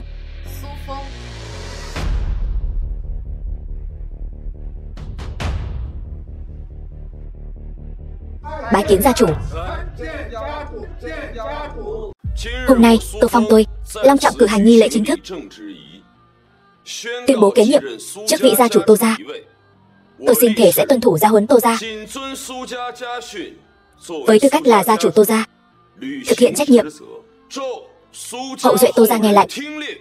Có cây cao chọc trời, ắt có gốc rễ. Nước Hoài Sơn, ắt có nguồn cội. Hôm nay Tô gia chúng ta tụ họp tại đây, nhất định phải đồng lòng hiệp lực, chấn hưng gia phong. Đáng tiếc là Tô gia đến đời tôi, người thưa thớt, hương hỏa khó nối. Đúng vậy, gia chủ, ngài nên tìm hiền thê đi. Như vậy Tô gia chúng ta mới sớm có người nối dõi. Vị trưởng lão này nói rất đúng, không giấu gì các vị. Tôi đã có người trong lòng. Tốt quá. Dám hỏi gia chủ là tiểu thư của thế gia nào? Phẩm hạnh ra sao? Dung mạo thế nào? Phẩm hạnh đoan trang, tài trí hơn người, dung mạo lại càng xuất chúng. Hay quá. Thật là trời xanh, phù hộ Tô gia chúng ta xứng đôi vừa lứa. Gia chủ, anh có thể dẫn vị cô nương đó cho chúng tôi được chiêm ngưỡng. Như vậy tôi mất mạng cũng không tiếc. Cô ấy hiện đang ở phía dưới. Cái gì? Ở dưới đây sao? Xin hỏi, vị cô nương phẩm hạnh đoan chính, tài trí hơn người, dung mạo phi phàm này có bằng lòng làm Tô phu nhân của ta, cùng ta quản lý cơ nghiệp trăm năm của Tô gia hay không? Cần chi? Sao ta thấy chiếc nhẫn này hơi quen mắt thế nhỉ? Đó chính là nhẫn rồng, đại diện cho quyền lực tối cao của Tô gia. Nhẫn rồng. Cái này, nhẫn rồng. Sao lại quen mắt thế này? Gia chủ lại dùng nhẫn rồng để cầu hôn. Chuyện này còn ra thể thống gì nữa? Hồ đồ, lại dám dùng nhẫn rồng cầu hôn. Gia chủ, người có biết nhẫn rồng này đại diện cho điều gì không? Gặp nhẫn rồng như gặp gia chủ. Người nắm giữ nhẫn rồng này có thể hiệu lệnh 24 tông thân của Tô gia, 35 môn phái và 12 tập đoàn. Đây chính là biểu tượng quyền lực tối cao của Tô gia. Ta tất nhiên là biết. Vậy mà người còn dùng nhẫn rồng để cầu hôn, người xem nó là trò đùa sao? Chính vì nó quý giá như vậy nên ta mới dùng nó để cầu hôn. Bởi vì trong lòng ta chỉ có nó mới xứng với người ta đem lòng yêu mến. Nếu các người không cho ta dùng nó để cầu hôn, vậy vị trí gia chủ này ta không làm cũng được. Khoan đã, chuyện này không được. Khoan đã. Vâng theo sự sắp xếp của gia chủ. Anh hứa với em sẽ cho em một lời giải thích. Anh cũng đồng ý với em. Hôm nay sẽ nói cho em biết 2 bí mật. Cầu hôn em chính là bí mật thứ 2. Những chuyện anh đã hứa với em, anh đều đã làm được. Từ nay về sau, anh không còn giấu giếm gì với em nữa.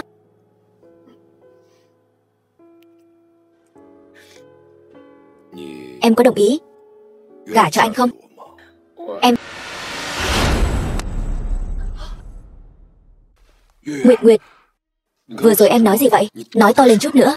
Em nói em đồng ý.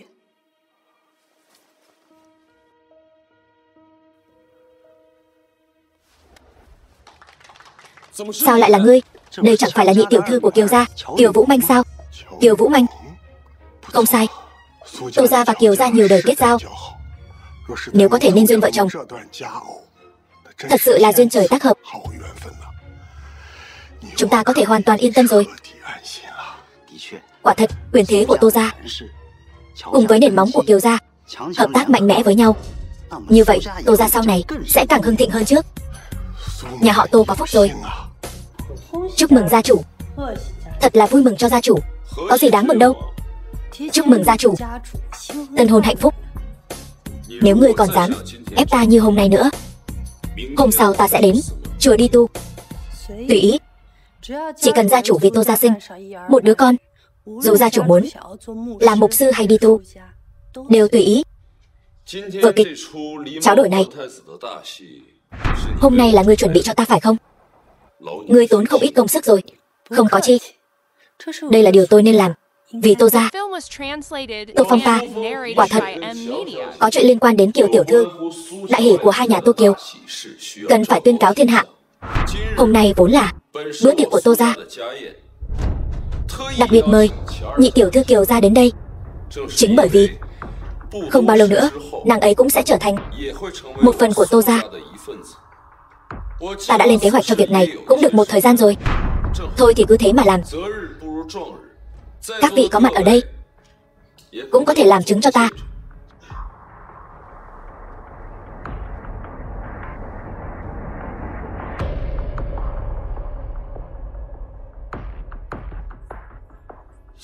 Tộc trưởng Tô gia chứng giám, ta với tư cách là gia chủ Tô gia Xin tuyên bố từ hôm nay trở đi, ta và nhị tiểu thư Kiều gia,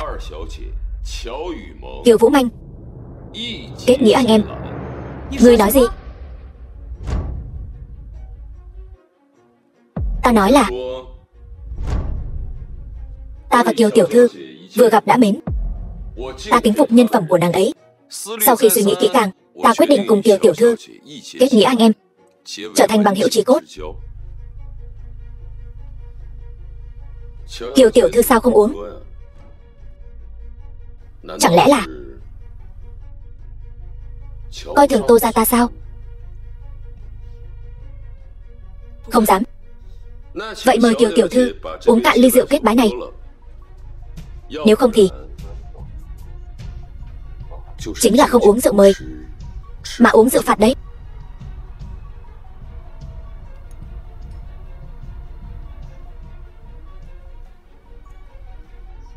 Kiều muội muội thật là người sảng khoái. Ta còn có việc cần xử lý.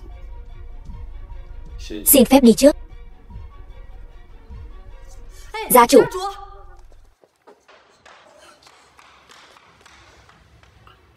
Ngươi Đường Nguyệt Nguyệt đi đâu rồi? Yên tâm, chúng ta sẽ không bạc đãi nàng ấy đâu. Ta đã sắp xếp cho nàng ấy đi du học nước ngoài rồi. Ta biết ngươi rất đau khổ.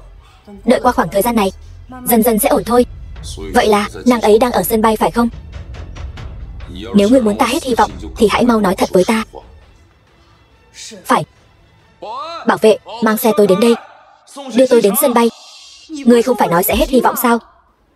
Phải, bây giờ ta hoàn toàn hết hy vọng vào ngươi rồi. Mau mang xe tôi đến đây. Họ sẽ không nghe ngươi đâu. Cái gì? Ta đã sớm dặn. Toàn bộ khách sạn yên phận cả rồi. Hôm nay bất kỳ ai trong số họ cũng sẽ không nghe lệnh của ngươi. Điện thoại của ngươi ta cũng đã cắt rồi. Vậy ta tự lái xe đi. Toàn bộ xe của khách sạn đều bị rời đi rồi. The film was translated and narrated by M Media. Chiếc xe đó hỏng rồi. Ngươi có thể thử chạy bộ đến sân bay, nhưng khi ngươi đến nơi, Lâm Nguyệt Nguyệt e rằng đã đáp xuống ở xứ người rồi.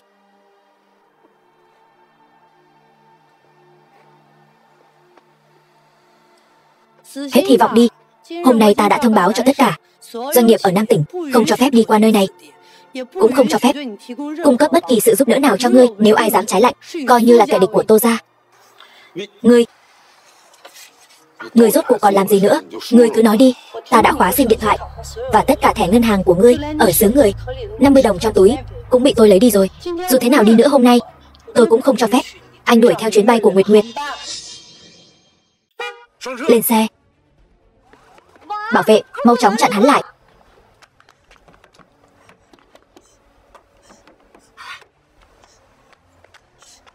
Người lái xe, anh quay lại cho tôi. Nếu không tôi sẽ cho anh bị cấm cửa toàn bộ Nam tỉnh. Cảm ơn tiên sinh đã ra tay giúp đỡ. Không có gì. Đây là đường đến sân bay mà. Sao anh biết? Mấy hôm trước, Sở Ninh tiểu thư đã sớm nói lời cay nghiệt rồi. Nói hôm nay không cho phép bất kỳ xe cộ nào đi ngang qua cổng lớn khách sạn, càng không cho phép bất kỳ ai đưa Vương tiên sinh ra sân bay. Nếu không sẽ bị cấm cửa toàn bộ. Chính là đối đầu với Sở gia đấy. Tôi đã đoán được. Vương tiên sinh nhất định cần xe đưa ngài ra sân bay. Vậy ngài biết rõ cái giá phải trả khi đối đầu với Tô gia. Sao anh còn giúp tôi? Vương tiên sinh đã từng có ơn với tôi. Khánh Sơn suốt đời khó quên. Khánh Sơn, Tiền Khánh Sơn, Tiền Khánh Sơn của Vạn Hoa chính là tôi. Ân tình của Vương tiên sinh đối với tôi, Khánh Sơn suốt đời khó quên. Được rồi, phía trước cũng sắp đến sân bay rồi.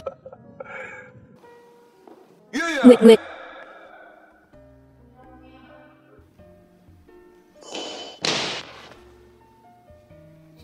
Em cứ tưởng sẽ không còn gặp lại anh nữa.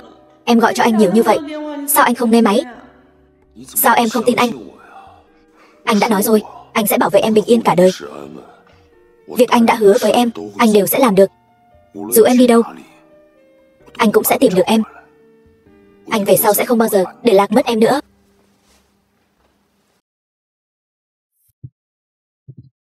Em còn nợ anh một câu trả lời đấy. Em đồng ý. Em nguyện làm hậu phương vững chắc cho anh, làm bến đỗ bình yên cho anh, là một sự tồn tại ấm áp trong cuộc đấu tranh tàn khốc của anh. Nhưng mà bên cạnh anh có quá nhiều người dòm ngó vị trí của anh. Những ngày tháng sắp tới sẽ có rất nhiều thử thách. Em thật sự đã chuẩn bị sẵn sàng chưa? Bất kể bên ngoài có bao nhiêu sóng gió, chỉ cần có anh bên cạnh em đều không sợ.